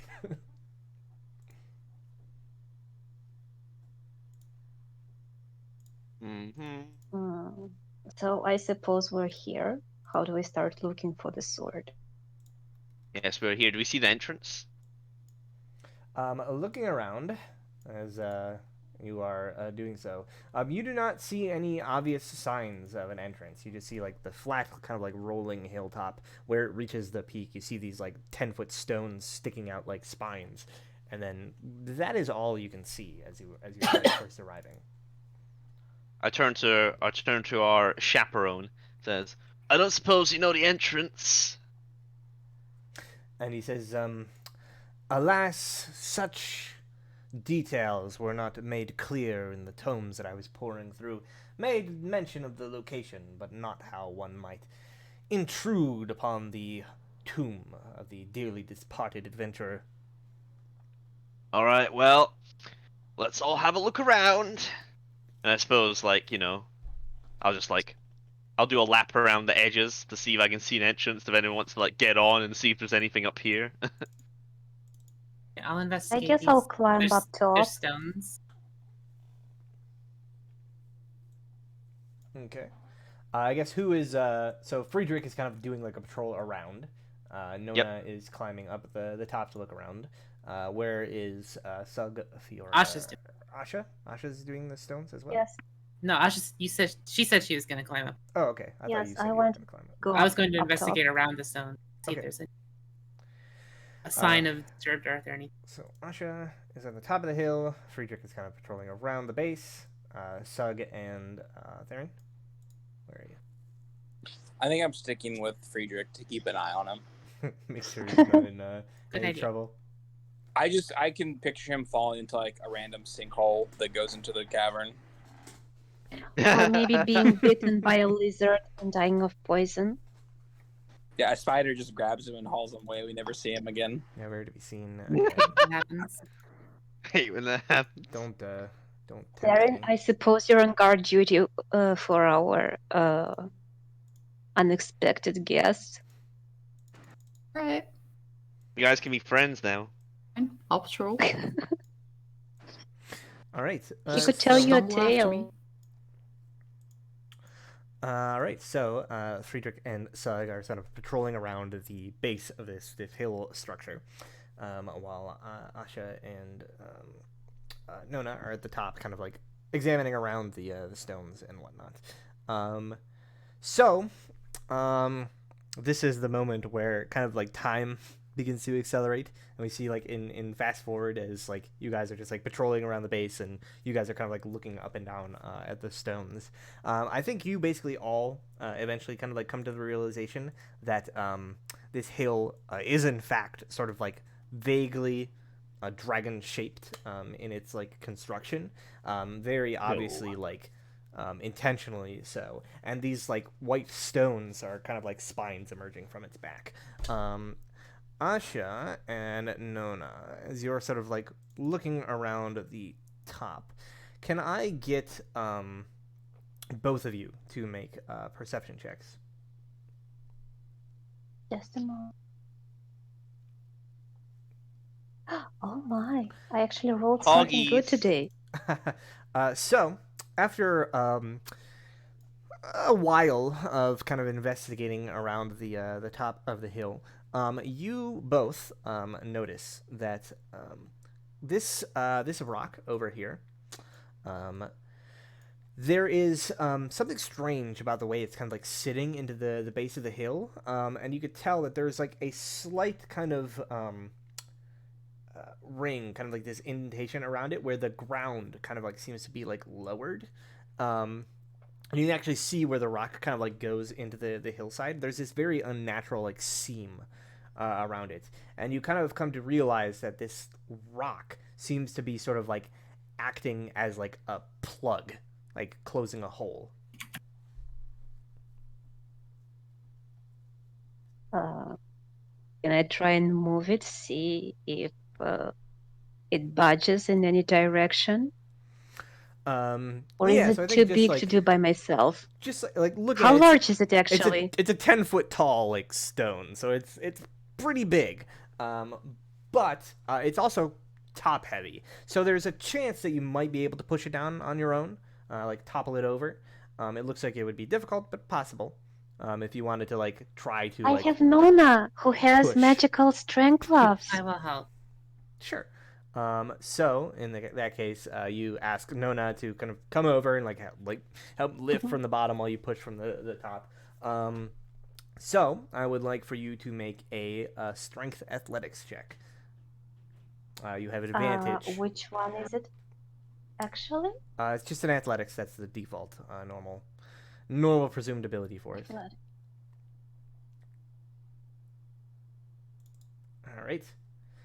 So you and Nona, working in concert, begin like pushing at this rock, and you're straining at it for a minute, 2 minutes, but it's moving slowly. You're managing to kind of like lift it up and kind of out of the hole, and just trying to get it to the point where you like pass that point where it'll begin to just like topple over out of the hole. And after several sort of excruciating minutes of effort being put into it, eventually you feel like the dirt kind of like around the stone beginning to crumble and give way into whatever is beneath it, and the stone itself kind of like crashes and topples over, kind of sliding somewhat down the side of the hill. You all like hear this like noise basically as this like rock kind of collapses over. And Theron, And I wave to everyone and shout, Theron, you hear Sankrasano say, "It's like, well, I dare say your friends have found the entrance. Little to the okay. architect's chagrin. Should go up there then. I think I shall observe from a safe distance for the time being." Did we hear the crash? Yeah, everybody heard the crash. Sug! I think that was something! Let's go! And I start making my way up the hill and then slip and then fall and then get up and keep making my way up the hill. Yes, and slip again and then bowl over Sug and you both go into the dirt. If only, but I'm pretty sure Sug wouldn't like fall down with me. So, as you unearth it, looking down into the into where the stone used to occupy, you see that there is a shaft that is like cut into the earth. This 2-foot wide like spiral staircase, very tight and cramped, with flagstone steps that seems to descend down into the cold earth. It is cramped enough that you will have to go single file down the staircase. Wait, before we go, I think Friedrich has the magic lights that can chain up and illuminate. Dancing lights! Sure. You send the lights down. Granted, you can only see maybe about like 5 to 10 feet because it's very tightly like spiraling around like a column. So you can't, sending the light down, you can see that it like goes around, but you can't actually like see much further than 5 or 10 feet. I vote Sug Chus goes first. Sure. Why Sug? Because Sug has dark vision and he's tanky boy. I have 16 AC. But you have HP. Sure, okay, that's fair. Sure. All right, Sug first, who will be next. Next in line. No. I I'll suppose go. I'll go. Okay. Then who will be third? Eee. Baron? Yes. Friedrich, are you going to be last? Is that what you're getting I at? mean, I'm not saying I want to be last, but if it just works out that way, then who am I to say no?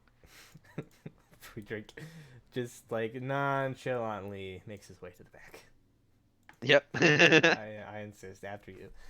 So you guys begin to descend down into the darkened depths of this sort of. But what's happening to our bard? Guest bard. Oh, he is staying just back here, and he says, "Let me know how it goes. I must take in this scene and write in great detail about what I have seen here. Good luck." So basically, he's going to write in great detail about a hill that has some kind of shape that he can't discern. He's gonna make something up. Probably. Yes, that's what bard do. Do you Hey, honestly think everything they recount is so exciting? Hey, all my stories are based on fact and accuracy. All right, so Don't you? All your stories are based in I was mushrooms. gonna say, don't you often do hallucinogenics in front of us? sure. Bruh, they like help me see things clearer. Like your horns, for instance. Yeah, I don't have horns, but okay. There's horns on this helmet. Maybe that's why you're confused. This fancy helmet I got. Oh yeah. Oh man, those eyes are trippy, bro. All right, so you descend down into this structure, descending about 30 feet, Sug, before you reach the bottom, and sort of step into these narrow, man-made kind of tunnels that are carved into this hillside. Neato. I mean, I keep going until we find I guess an open way, like a way we can actually get not single I file. love how you've you've allowed the person who cannot see to lead the way. Yeah, I know. You're like, okay, cool. Can't actually see what's going on. So basically, you get out of this like single file, and you get into a like an area where there are like 5-foot tunnels, and they seem to kind of like they curve around. Like one goes to the left, one goes to the right, and you can see they like split off. So there's like an area kind of where you can spread out a bit, but it's still sort of like a very like single file sort of situation. The tunnels are only 5 foot wide. But what you're telling me is we come into an option where we can definitely split the party. You could. At first, when you get down to the bottom, you can see there are 2 branches that you can basically see right away. But then as you kind of like fan out a little bit into the tunnels, you can see they kind of curve around. There's like even more. It does seem to like there seems to be like a tunnel that kind of circles around the area where the staircase is built. Like there's like a thick kind of like wall, and then there's a tunnel kind of like around it, like a ring. That kind of seems to go around, and there are several paths that lead off of that. You notice as you're all like descending down the staircases, kind of some of you in your armor kind of jostling, making noise, that Sug, you would immediately notice that the tunnel that is immediately to the south, there is this sort of like kind of like softly glowing light that seems to be coming from like further down towards the end, as well as a tunnel that is off to the west as you descend down. So to your right, basically, as you come down out the stairs. I mean, if there's light, even if it's faint, coming from the southbound tunnel, I'd say we should probably go that way. Hell yeah. Once we get out into the hallway, by the way, I'll strike an actual torch. We can have actual light. Sure. Yeah, you. And I'll give it to Asha. I'll be like, "Can you carry this?" Sure. How come I am the torchbearer? You don't Because you only you need can one fight with hand. yeah, you can fight with your spectral arms. You don't Yeah. even need your actual arms for fighting. I, on the other hand, need both Very my well, hands. give me the torch. Alright, I give yeah, she takes the torch and I draw my 2 swords. All right. So, Asha carrying the torch from behind Sug. Sug, it sounds like you're heading towards the southern passageway then, where you see the sort of flickering light. Mhm. All right. So you begin to head down. I assume Ruby kind of following after. Indeedy. The only token a player can't move is the one we're making go first. Yep. Just to help Brad Yep. out. Perfect. Perfect. Yep. Absolutely lovely. Let me go ahead and make Asha give off some light. Token emits Light do. bright light. It's 2020, right? I do have 2020, Wow. but that LASIK, you know how it is. See a little bit better there. You should get LASIK, Brad. So, Sug, as you're kind of like stomping your way down the tunnel towards this light source, you see it's kind of just barely like flickering inside of a room that you see up ahead. And you see into the room that there is like kind of this niche in this cavern. It almost looks as though the cavern has like partially collapsed in some ways, or maybe it was just like carved in like a strange fashion. But you can like barely begin to make out what looks to be riding equipment, like a saddle, like a bit and bridle, kind of like laying in a niche of the cavern up ahead. But you can't quite make out the full details. Again, it's very like kind of like dim. You're getting like the light from the torch that is blocked by you, so your like big shadow is like taking up most of the passageway. And as you're sort of moving forward, let me see here. Okay. You are about to take like a step towards the room when you notice that there's something strange. And you're about to put your foot down. You move in like a little bit closer, and you see that there's a section of the floor about 5 foot by 5 foot in this tunnel, where there's like a very loose layer of earth, and you notice what appears to be like rotted wood underneath it. I Okay, noticed you this. notice, so you don't Yes, step you notice on it this as and- you're going forward. Yeah, I stopped the group and pointed out to them.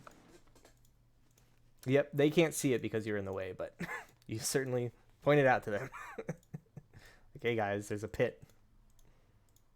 It looks to be about 5 foot by 5 foot, so it's like one square. I hop over that. Okay. I think even with the half distance of a standing jump, you're able to clear that.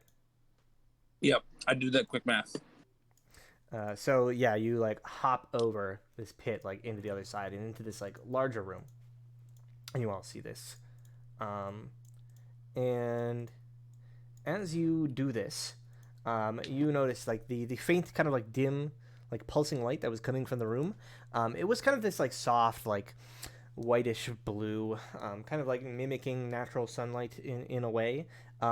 Suddenly kind of like darkens and kind of like turns this like reddish, like angry looking color, and you feel like the hair on the back of your neck kind of begins to stand on end, and there's like the smell of like ozone in the air, as you can like kind of like this tension in the air almost. And let us all roll initiative. roll initiative. Time to murder. Where the hell is my character on the map? I got a spicy 17. That is I got a spicy. spicy 17 as well. Dusty. Oh. Yes, but you're all the way in the back.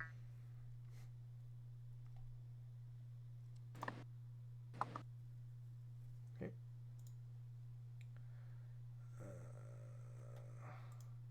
Never whisper.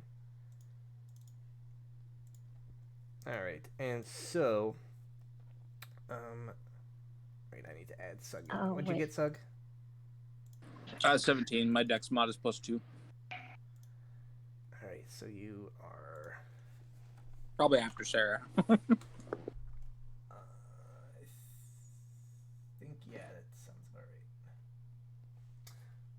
Right. Bam. If someone that's not Brad wants to take a screenshot of the map and send it to me, I'd appreciate it. Very well. That way we don't reveal any tricksy traps or sneaky deakies or anything. Sneakies. Mm-hmm. All right, Yeah, Drake is probably currently just uploading. that.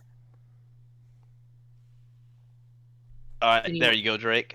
Can you watch a stream on Discord? Yeah, if you can do that in the... I didn't know if you could do that in a group chat, but yeah, I could watch it. Yeah. Poggers. Thank you.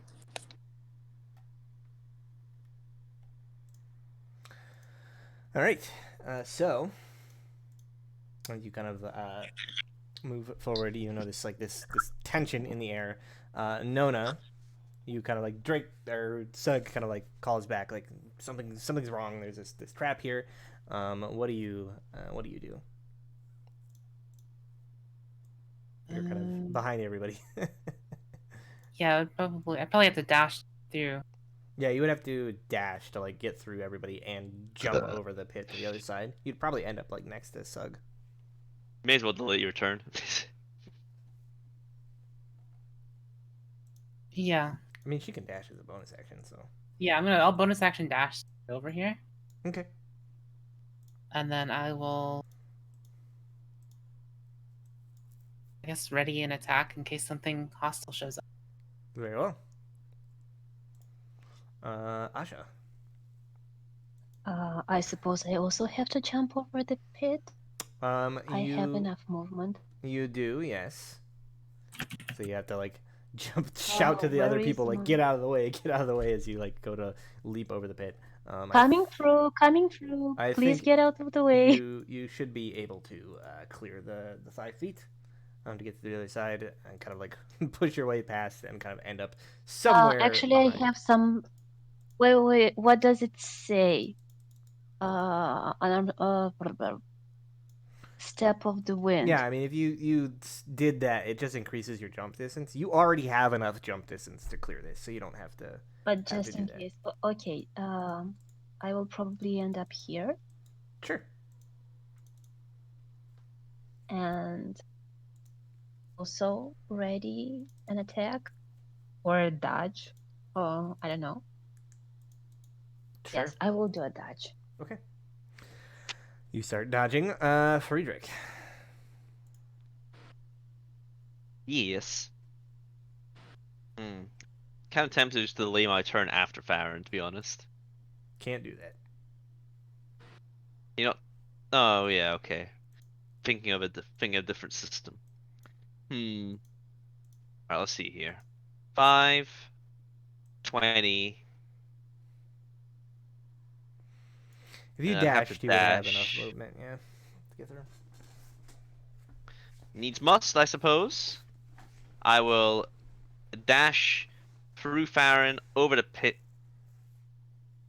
through Nona, and then I suppose I think I still have some movement left after that. But I guess I'll just like sit here. Okay. Suck. Where's the bad guy? You said this room started to smell like ozone, right? Mm-hmm. What Not if I that hop not that back? any of you know what that is, but like you recognize What? that smell. I mean, I've been hit by lightning in this Yeah. game already multiple times. If you Oh, don't know so what have I. you recognize the smell, but you don't know what ozone is. Yeah. I think that I hop back over the pit Okay. and just like take the dodge action and wait a second. All right.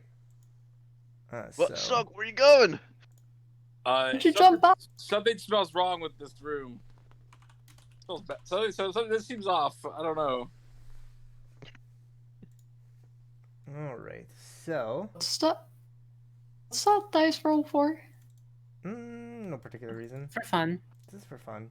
I like rolling Just for fun. dice that equal the number of people that are currently in a room. Mm. You know, it's just a hobby of mine, really. Yeah. So, as you are kind of standing amidst their suck, immediately just sort of jumping back over the pit, like maybe it's not such a good idea. Nona, Friedrich, and Asha, you notice that the light kind of becomes immediately more like noticeable as what was kind of creating it materializes more into visibility.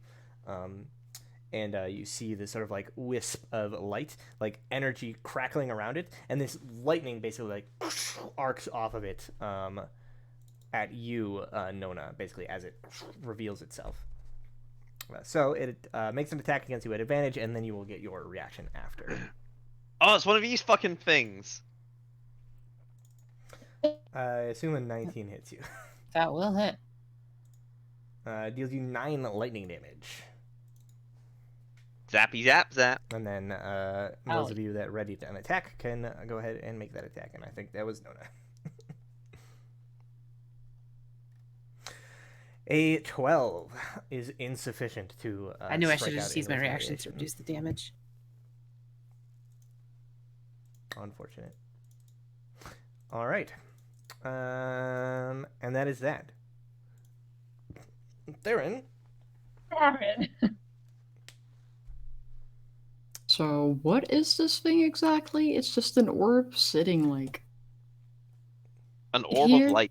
Yeah, you don't have quite like a good view of it. You basically just see like light emanating down the hallway, like Sug leaping back over the pit, and you see like Nona basically like flinching as she's like blasted by some sort of lightning or something. Even get there. I have to go through that thing.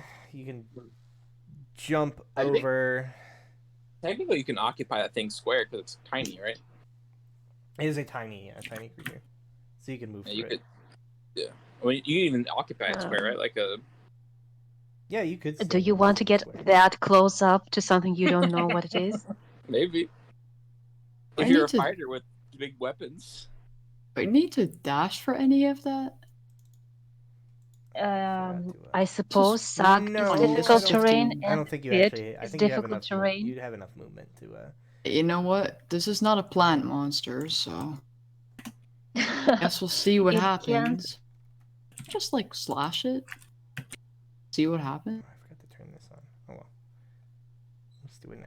One has to do It's that. fun. It's fun. Everybody loves doing this because it's fun. Oh.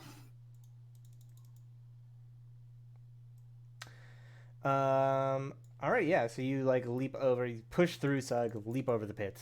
You are now standing basically above, around this like weird floating orb thing. It is I directly like slash it. beneath you. You could certainly try. I'm not Start gonna do now. damage, but I just want to know what it does. Is it like disperse or like? Okay.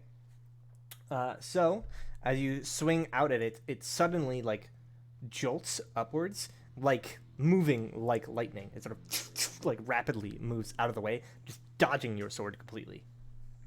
Your first attack misses. What? It's his first attack. You can hit 3 times, right? At this point, Yeah, Yeah, two you main make hand and then two- bonus action offhand. 2 regular attacks and then a bonus action attack. Try So that. you swing out. If those hit.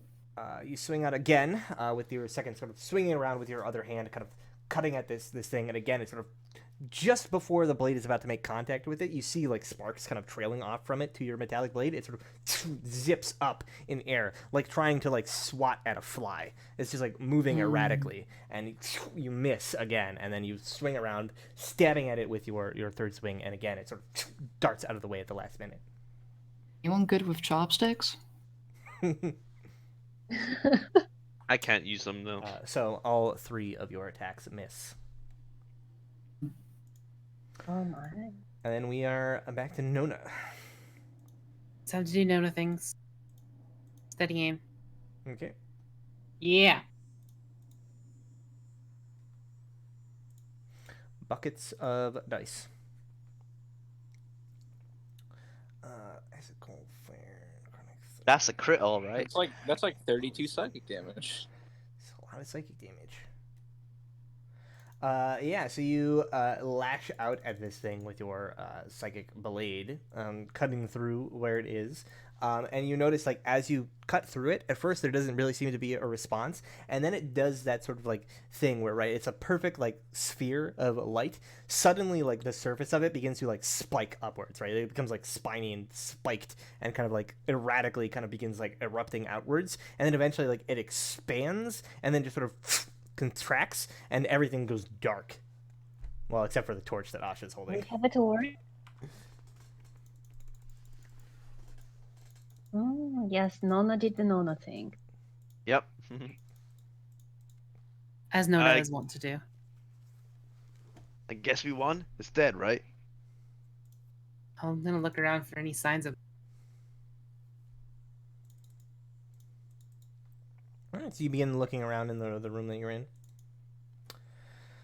You notice as you're kind of like looking around that in this like southernmost like alcove, that is where you see like bits of like rotting remains of what appear to be like a saddle and some like bit and bridle like for like a warhorse basically. And there are a number of like bones that they are like laid on top of. You would also notice that there's a very small like tunnel that seems to have been like carved over in this corner. Very narrow, like squeeze through in a cutscene, kind of narrow, you know, Uncharted style. Oh, the kind of I cutscene where think that's a jump Frederick's scare job. happens in it and you can't do Totally, anything yeah. about it. Yeah. Sounds like a job for Friedrich. I'd be like, should I go through this? And yeah. Are we interested in the pile of bones? I start making my way through the crack, Brad. Okay. You begin to squeeze your way into the crack. Is anybody Nice. what is everybody else doing? It's for like Uh, again, it's Uh, cramped, so you're like I moving very wander slowly. over. Yeah, I is there wander over and carefully just poke with my toe at the pile of bones, see if All right. there's anything. So as you move a little bit closer and kind of like begin to poke at the bones with your toe, at first like nothing seems to happen, and then you notice like the bones kind of begin to rattle, like move a little bit, and then they kind of like tumble and roll beneath your feet and begin to sort of like assemble themselves upwards. man. And you Alright, see don't squeeze my way out. appearing behind you what appears to be this skeletal horse sort of assembling itself from the bones of this creature. And it sort of like finishes assembling. You see its eyes kind of like glow with this reddish kind of like light, this pinprick red light. It doesn't make any sound. It doesn't move. But you see it like assemble behind you. Like, what do you do? Carefully edge myself around it Oh, without God. trying to touch. Loud vibrating noises. What was that? I'm sorry, I didn't get any of that. Sorry, I forgot to stick I my try phone to edge around it carefully without touching, without aggravating. All right. So you begin to slowly sort of push against the wall, like trying to edge yourself around it, and you see it. It's like eyes are like following you, like these little red lights are like following you as you like kind of inch your way around the room, and then eventually you kind of get around to where everybody else is, and you see this horse is sort of like looking at all of you, and just kind of like puts its like head down towards the floor and like shakes its head as if it were like trying to like shake its mane, but it doesn't have one anymore. It's just bones. We have a ghostly horse that's sort of neutral. So that's making no hostile moves. It doesn't appear to be, no. Okay.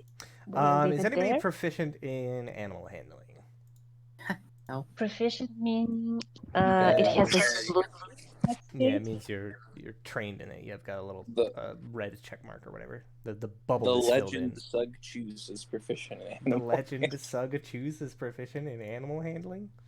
I'm in a crack in the wall at the moment. Damn, dude. Can you roll an animal handling check? Yeah. Can I guide it to myself, or is this probably No, it's just stab? spur of the moment. Yeah, it's spur of the moment. Yeah. Okay, so it's a 16 plus 6, so 22. You can tell, like, at first you're sort of taken aback by the appearance of this horse. You can tell it's obviously not like making any sort of like hostile movements, and its body movements suggest that it is sort of like the way it's like putting its head down and kind of like presenting itself. It almost looks as though it is like asking for somebody to like ride it, and you see like these rotted bits of like a saddle kind of like remaining on its back. I'll kind of like. You're not exactly sure about the logistics of riding the horse in this current situation. I like put my hand down, like with like palm extended, and kind of give it like a, you know. Yeah, you guys see Sugda. Are you going to like kind of like move out of the way? So like, because Nona and Farron are currently blocking. I'm not messing with the skeleton. Right. Yeah, I'll hop over the hole and do that. Yeah. Okay. Yeah, so you do that as you're kind of getting closer. You see it kind of like nudges its like bony jaw forward. And yeah, it kind of begins to just like it puts its like nose kind of towards like your palm. It kind of like lets you like. It's weird. It wants to be it's friends. just like, it's just like I'm just rubbing it's bone. Yeah, you're just rubbing bone, but it's like it's acting like a living horse. Yeah, I'm just sitting there thinking it's like a lizard. You know, it's smooth like a lizard. It's not just bone. It's not weird. It's not weird, but no, it's very weird. It's very weird. And it looks about as intimidating. It's got the same like bright red pinprick eyes that you have because of your helmet. Oh, of course, Just like hey, super kindred spirit. It like gives off this super evil vibe, but just seems to be like this chill and relaxed normal horse. I guarantee you the horse doesn't know how to stay put because it seems like it wants to go somewhere. Oh, I don't want to get on this thing. There's no room in this fucking tiny tunnels. No. Can you try and lead it out? Probably. I will note. It was a pile of bones when you found it. Yeah. I point at the horse and I try to motion to see like and I point like across the tunnel, like or the hole, like the pit, and see if it knows like if it understands like if it can get across. I wonder if it can fit over there because technically it could fit through there, right? It could squeeze, yeah. Yeah. It would probably not be able to fit up the stairs.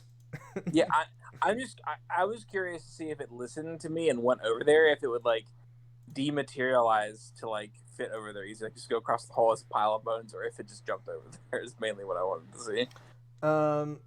Yeah, so I think I'm not gonna make you roll another check. You rolled pretty well on it. As you're sort of like gesturing over there, kind of conveying your desires, and it does kind of like push past and just kind of trots over, like stepping over. It seems to like squeeze itself in. It doesn't seem to like shift its form to like. It can't do that at will. Yeah. Okay. Yeah, it doesn't seem to. At least not like it. If it can, it doesn't see the need to. Gotcha. So it's basically thinking it's a real horse. With normal It's physics. a real horse. It's just It was a real horse once upon a time. This is. He's a little less attached to life now than he was then. Meanwhile, Friedrich Friedrich is still squeezing in the wall. Squeezing through this wall. Squeezing further? All right. No one's told me otherwise. A little bit further. So, as you're kind of like squeezing through the wall,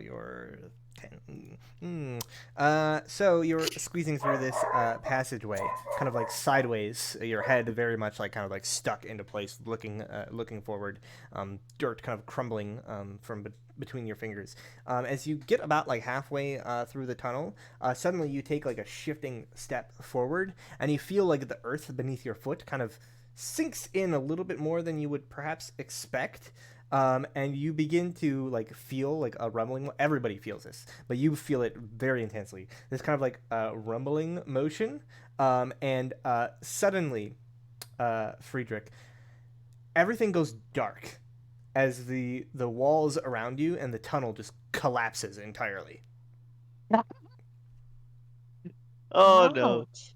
No, you see like the tunnel just like collapses inwards You hear an ah. before it's cut off. So you are immediately sort of like crushed and restrained underneath like all this this dirt and rock and whatnot. And you manage to like take like a deep breath of air as you notice what is happening, but it is not going to last forever. Damn. Well- Do the rest of us see what's happening to him? Nona is the only one that like saw the actual like tunnel seems to like close up and like collapse. Yeah. Everybody I else we is have heard, everybody like, a else is rumble. so focused on this horse. But At least everybody went heard the BRB for rumbling. dog situation. We have at least heard something. Yeah, you felt the rumbling. Hmm. And I think you basically heard maybe like a little portion of like a cut off scream. You didn't have very long to like scream, and also you had to like hold your breath, so you didn't get much out. True. Well, I suppose Nona could relate to us that she saw the rocks going down. Yeah. I'd imagine so. She's not here, but let's assume that's what happened. Sag is being busy with the horse, or he's with us in the room? I mean, he's with you in the room. The horse kind of like went out to the other side of the passageway. Okay. Guys, I think our bard is being buried alive. Do you think you can maybe give a helping hand? Is it possible to dig myself out at all, Brad? You can attempt to do so. Go But ahead. I suggest you not move and let the people on the outside move the rocks. Go ahead and make an athletics check with disadvantage. You wanted that, huh? Hell yeah. Save me! So you begin desperately like clawing and pulling at the dirt around you, trying to like excavate your way out of this, and are really only making it worse and kind of exerting unnecessary effort into that. And wasting so breath. You don't make any progress. And what's your constitution? My constitution is 14. Okay, so you've got a +2, so you can hold your breath for 3 minutes. Sure. All right, you make no progress and expend a minute's worth of air in the process. So you now have 2 minutes. 2 minutes. Save me, guys. And we'll say that's your action for this round. We'll kind of go into like a round based thing, so everybody can like do. Or I have a attempt 5-minute PowerPoint that'll help us get structure on the situation so we can dig them out. No. Yeah, you gotta assess the structure so you don't cause any more collapses and. You know. I mean, I figure we just form like a chain, right? Like me and Theron can like pull stuff out, hand it to Nona, and she can hand it to Asha, and then Asha can throw it into the pit. I guess maybe. Well, the pit is still covered. Yeah, but like start dropping weight on there until the pit collapses, and then we can fill it with. Could do that, yeah. What's the plan? Your companion is rapidly running out of air. Yeah, I mean, I'm starting to move rocks. I Be mean, fine. yeah. I don't have magic that can solve this problem. Okay. All right, so you do that. Is anybody Wait, like Theron? Doesn't Friedrich have magic? None of his magic will help in this situation. You don't think Shatter on Self would help? I mean, it would help something. All right, I'm back. What's going on? Sorry. I'm being alive. Save We my are life. trying to dig Friedrich out of the hole. Okay. He went down the You're- tunnel and it collapsed because he set off a trap. Nice. Yes, and I think we're forming a line to throw the rocks into the pit. I think we're trying to like daisy chain, get our way out of this situation. I guess. Okay, so I guess There's really no room to do anything but that. yeah, I guess Sug, go ahead and make me an athletics check with advantage. as you guys are shoveling the dirt out of the passageway. That's a 19 plus 4 is 23. All right, 23. Not bad.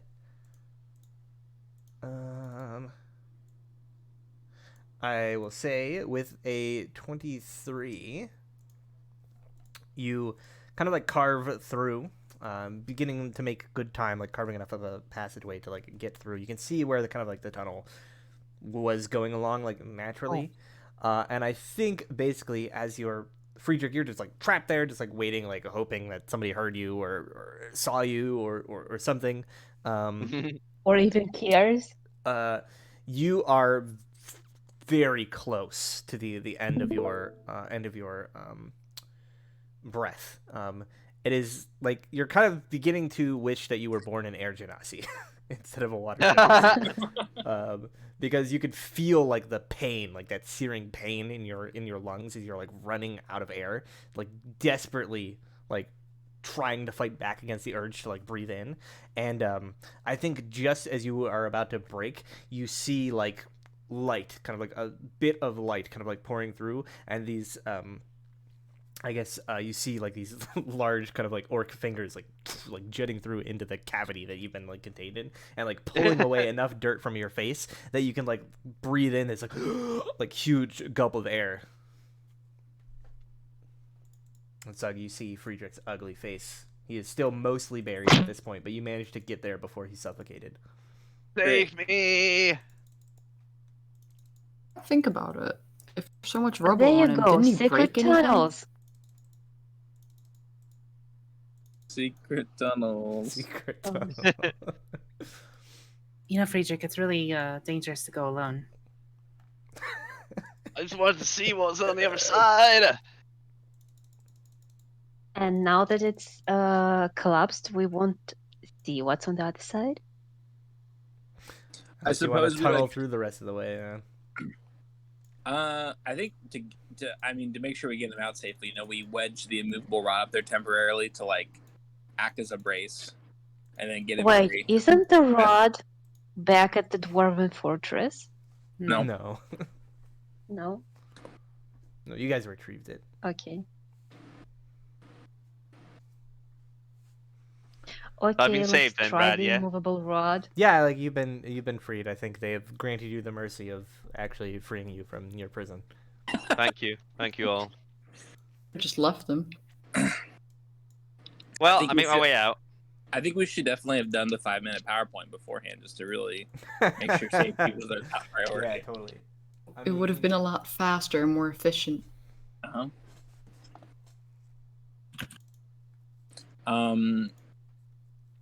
Yeah, we free you. I mean, we could just backtrack. I don't think we have to try to dig through the freaking.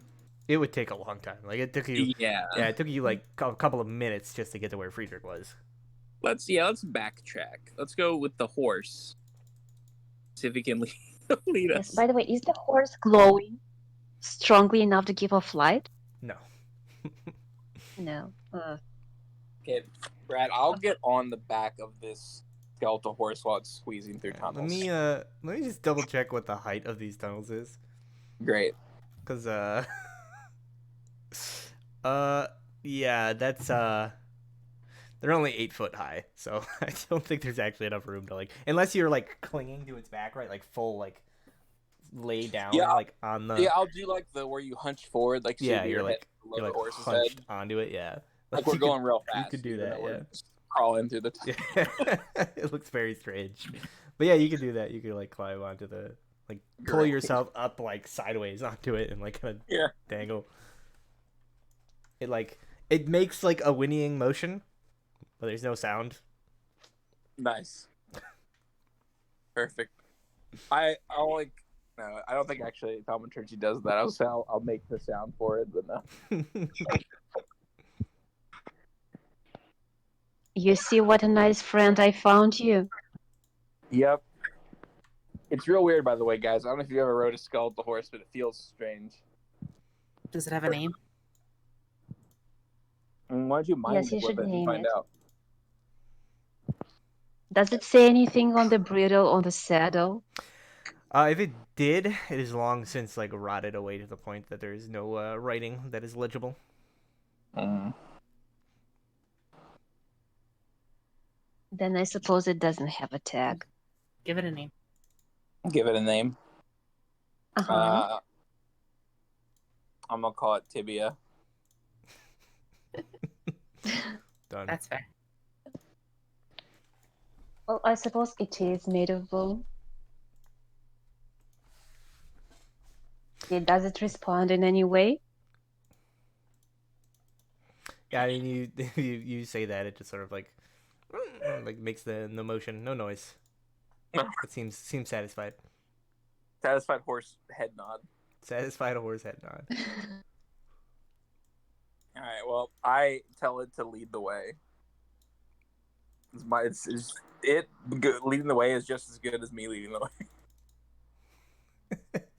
I I wonder don't think how it. it understands. I mean, it's still just a horse. I don't think it really comprehends that. Oh, sure. Yeah, I'll be like, hang left here, go left.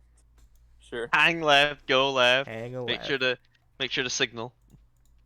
Yeah, I got my hand out. Turning. You're very squeezing very slowly through these passageways. You see down the left passage as you get to like the next fork. At the very end, there's another sort of like bobbing kind of like bluish glow at the end. Another horse? No, probably more of that will-o-wisps. I try to go in reverse. I don't know how that works on the horse. Beep! Very slowly. I would say at some point, basically, like this pit like collapsed under all the weight that was being like put onto it. You saw temporarily there's a bunch of like rusty swords at the bottom that were like stuck facing up, but then it is now filled in with dirt, so you can just like walk over it now. Yeah, dirt and rocks. Good times.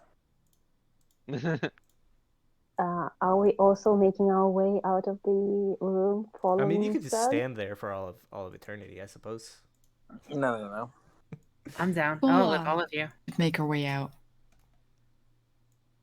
I try to get the horse to go a different path to avoid the blue light now that we know what it is.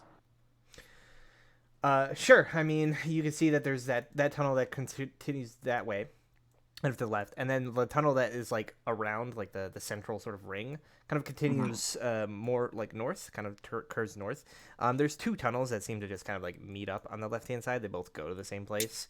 And then at the north, there's another tunnel that like leads north, and again has this sort of like bluish glow kind of at the end of it. And which direction has no bluish glow? Do you Might continue? have to bite the bullet and go towards the bluest Do glow. you continue onwards? Yeah.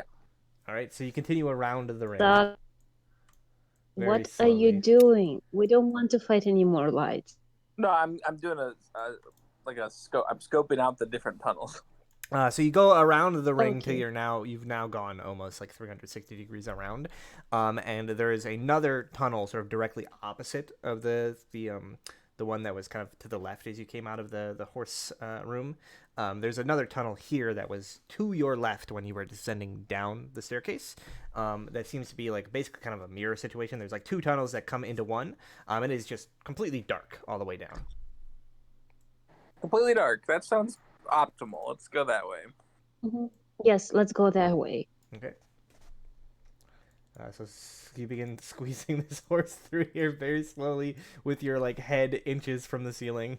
Mm-hmm. Listen, he's committed to riding this horse. He's riding this horse, okay? You said that Brad. You said the horse wanted to be ridden. It did.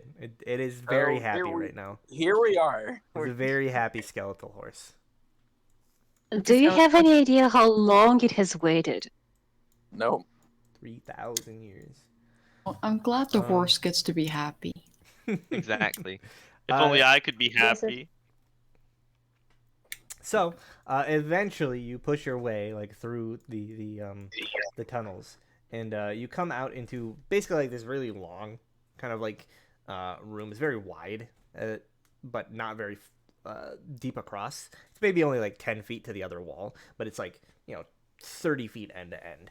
And you can see that on either side of this chamber. On the southern walls, there are two like alcoves that are about like 10 feet across a piece, with two stone sarcophagi, one in each, that is just resting in the alcoves.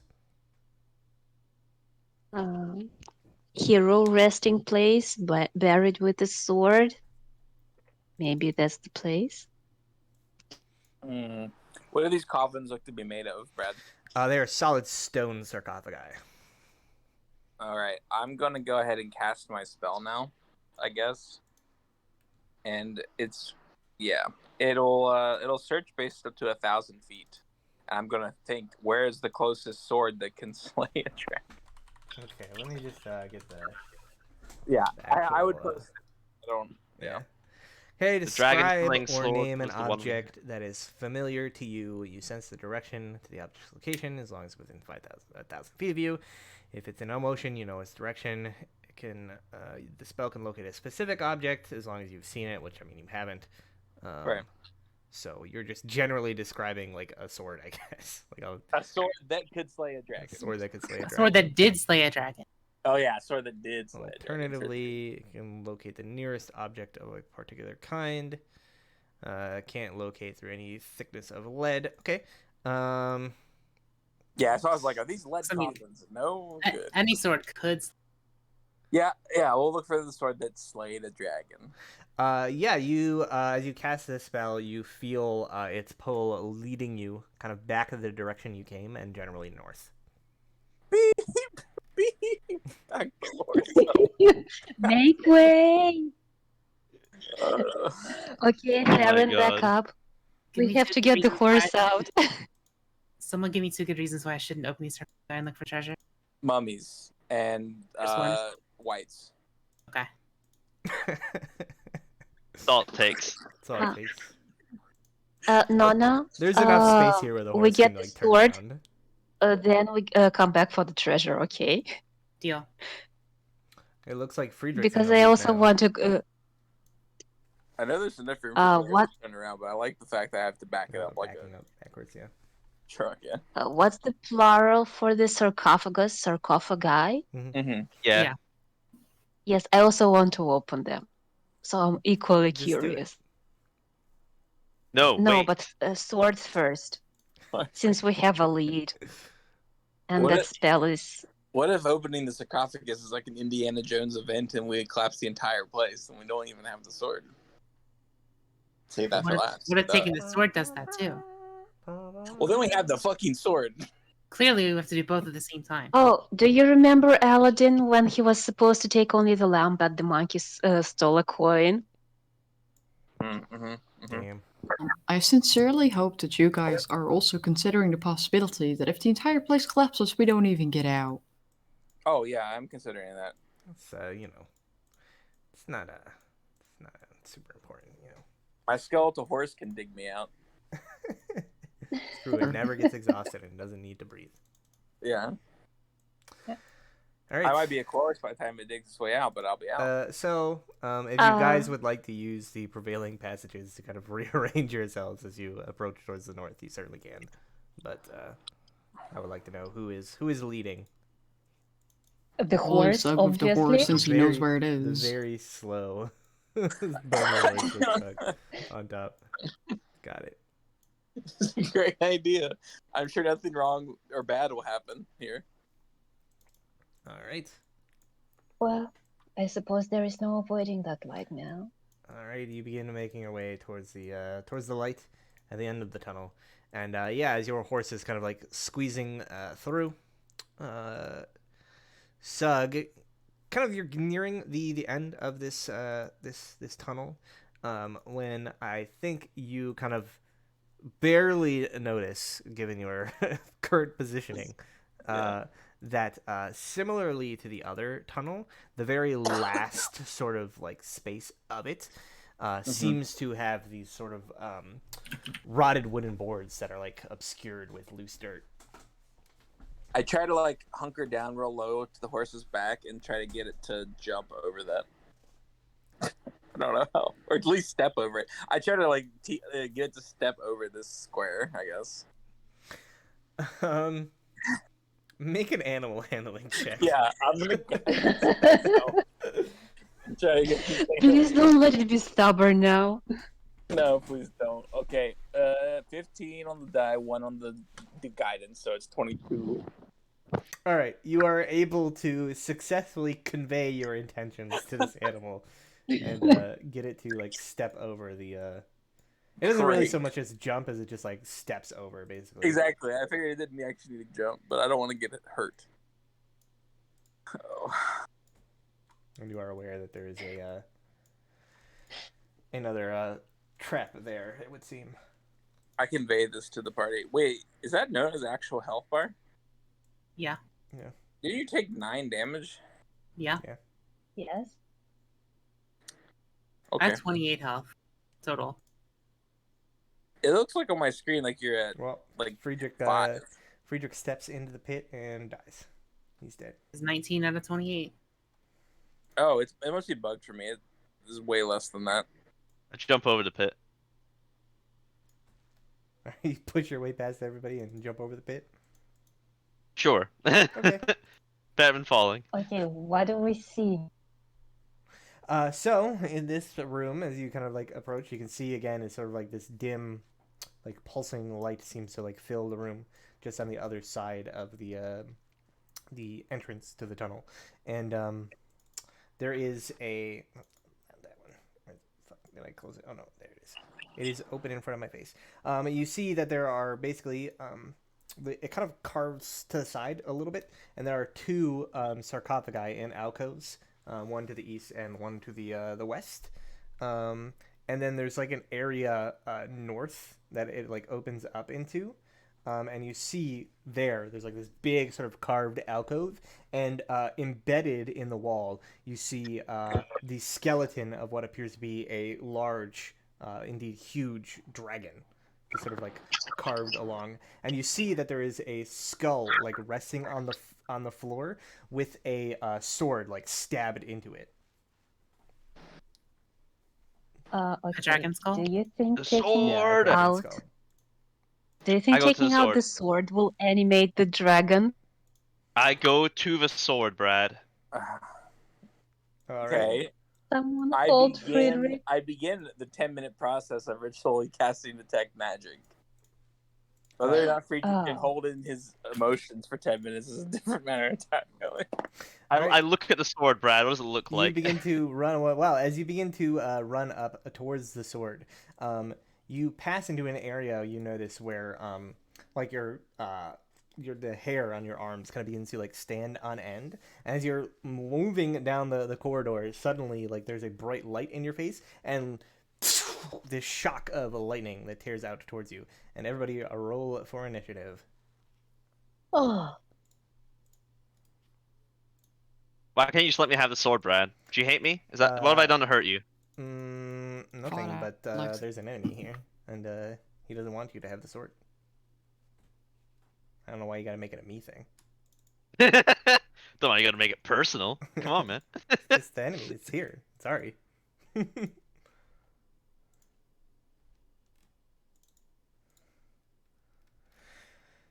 Sorry, dude. Add turn. Sug. What do you roll?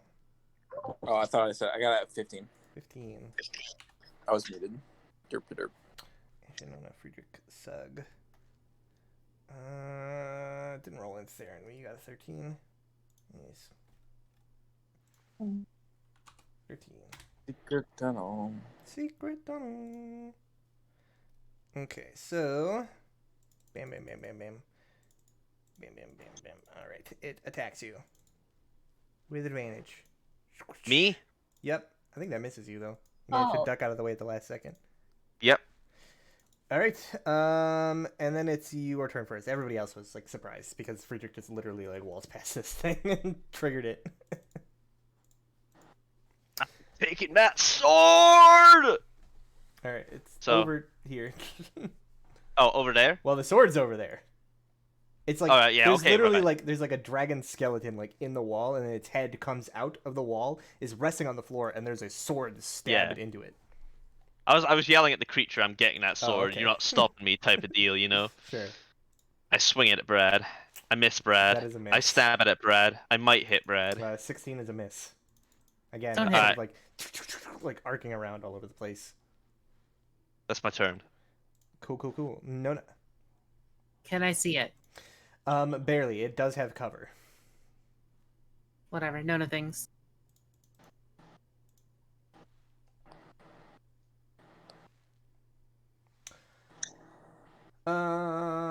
So you get a 24? Yeah. You just vomit out so many dice I can never tell what's what. Well, I have advantage, and then the third dice is of inaccuracy, rerolling the 11. Okay. That's a hit, yeah. 16. Yowza. This time it reacts violently to the psychic blade like passing through it, but seems to manage to like coalesce its form back into a like sphere. Those are all my things. Okay. Sug on horse. I'm going to toll the dead. Let it make a wisdom saving throw. Alrighty then. DC 14. How wise can an orb of lightning be? I don't know. You'd be Let's find out. It surprised. can be 16 wise. That's more wise than it needs to be. And then the horse, well, I'll squeeze it past the other side of the wall. Okay. The thing is significantly wiser than I am. Oh, wait, How's the that other make way. you feel? The other way, Brad, the other way. Oh, you mean you're going around like this way? Yeah. I want to create room for everyone to move in there. Very well. I guess you'll move a little bit into more. Yeah, So that's you're fine. creating ultimate room. Very well. Theron. See. Wait, no. You would probably be. Do you want to be in the room or back? Because that's where the pit is, where you're currently standing. Yeah, go in. Okay. Yeah. All right, Theron. I mean, I'm just like doing Which this. one's going- Feet on How either much wall. movement did like going through someone cost again? It just doubles, so instead of Twice? 5, it costs. I could go up to here, right? Yes. Yes, it will be exactly fine. 30. Just going to horribly miss and make Erin lose confidence in her sword skills. It's just a very sneaky orb. 22 is a hit as you like carve into Oh. this like sphere of light with your scimitar. It doesn't feel like it feels like slicing through water. It doesn't really feel like you're hitting anything substantial. So you hit, you deal Cool. damage, but it deals only 3 points of damage as it is resistant.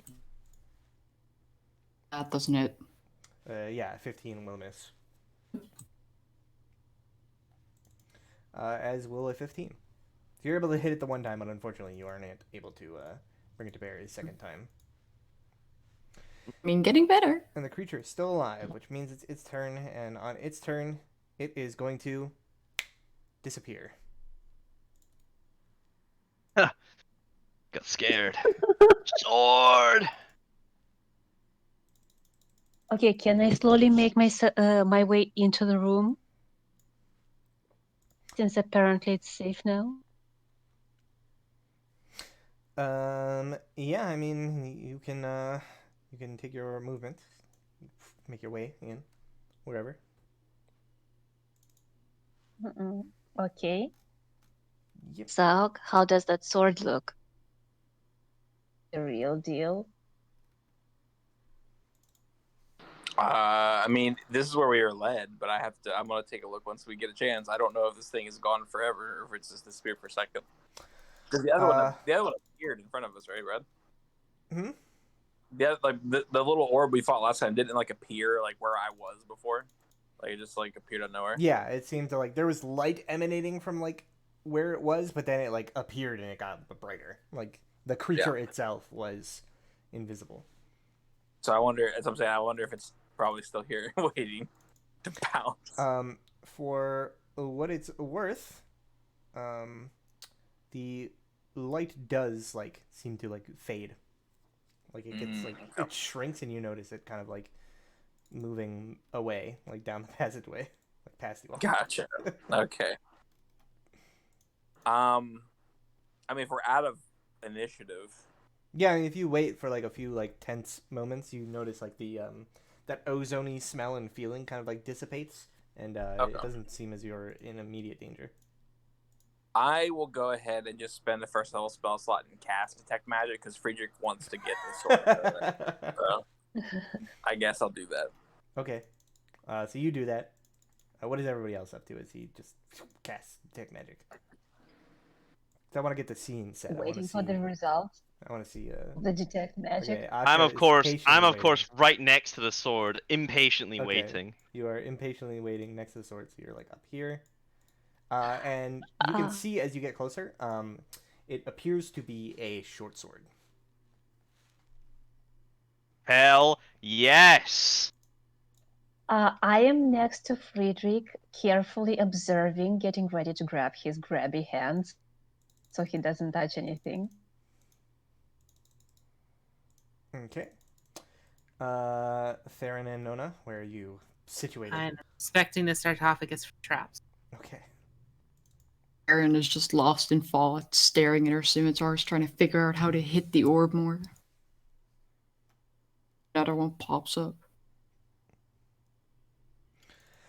All right. So Sug, you cast your spell, casting Detect Magic, and you do in fact detect a magical signature coming from this rather mundane-looking short sword that is currently embedded in the skull of the dragon. I guess it would detect as. I guess what would be like the closest. I guess it would kind of like be necromancy in a way. Okay. I think That's that would spooky. be like the most apt for that type of effect. Necromancy, eh? That's creepy. That's creep. I relay this. Yeah, it's group. And it's coming from the sword, not anything else. Yeah, it's coming from the sword. Friedrich, you still want to touch that thing? I want that sword! Is it good to take then? Is it fine? No guarantee that What it's if fine. it's going but- to? I grab the sword! All right, Friedrich. I guess I was too late. As you reach down and grab the sword, kind of like lifting it from the skull. It's not jammed in there like super hard, so like you can pull it out. Suddenly, there is a gust of air that just blasts through the chamber, extinguishing Asha's torch. Oh, Darkness! My ultimate weakness. I've got the sword for you, by the way. There you go. Oh yeah, nice. I've got the sword Of for you. course, yeah, nice. Yeah, so plunging the room into darkness as like wind seems to howl through the hollow like bones of this dragon, kind of along, and you feel it like brush past you, Friedrich, and suddenly like there's this like this whirling feeling basically like around your hands as you're like lifting this sword, and at first you don't really like make anything of it, and then you kind of feel like nicks and scratches and sort of like something is like cutting at your hands, and you like pull your hands back as the room is plunged into darkness, and let us roll initiative. Initiativo. Asha, put the torch back on! Ah!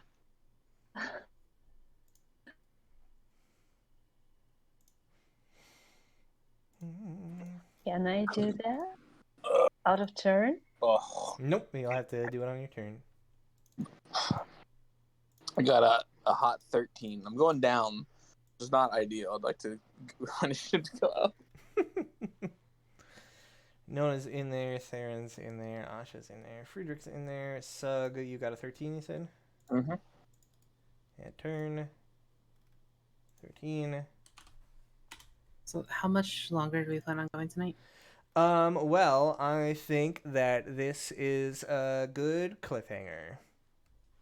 Dun, dun, Oh, yeah. dun. Oh. I got a tournament starting soon. I gotta get ready. So yeah, as you pull this sword out, this wind bursts through the chamber, extinguishing the torch as it just like sputters out. You feel this kind of like roaring wind around the chamber, kind of like echoing around you and kind of like cutting and tearing at your flesh as you're holding the sword. That is where we shall end things off. Friedrich's just barely lifting the sword out of the skull. not giving me the sword, man. Give me this fucking sword. I want it so I bad. mean, you have the sword now. It's just I do have the sword now. Something That's doesn't true. like that. Hey, Theron, we got you a new sword. No! Oh, You have your right. scimitars. Listen, you I'm have sorry, so many but, magic items already. I think I'll pass on a exotic sword that's who kills us. You know? Good. I've got my scimitars. I'm good. Exactly. Got your scimitars.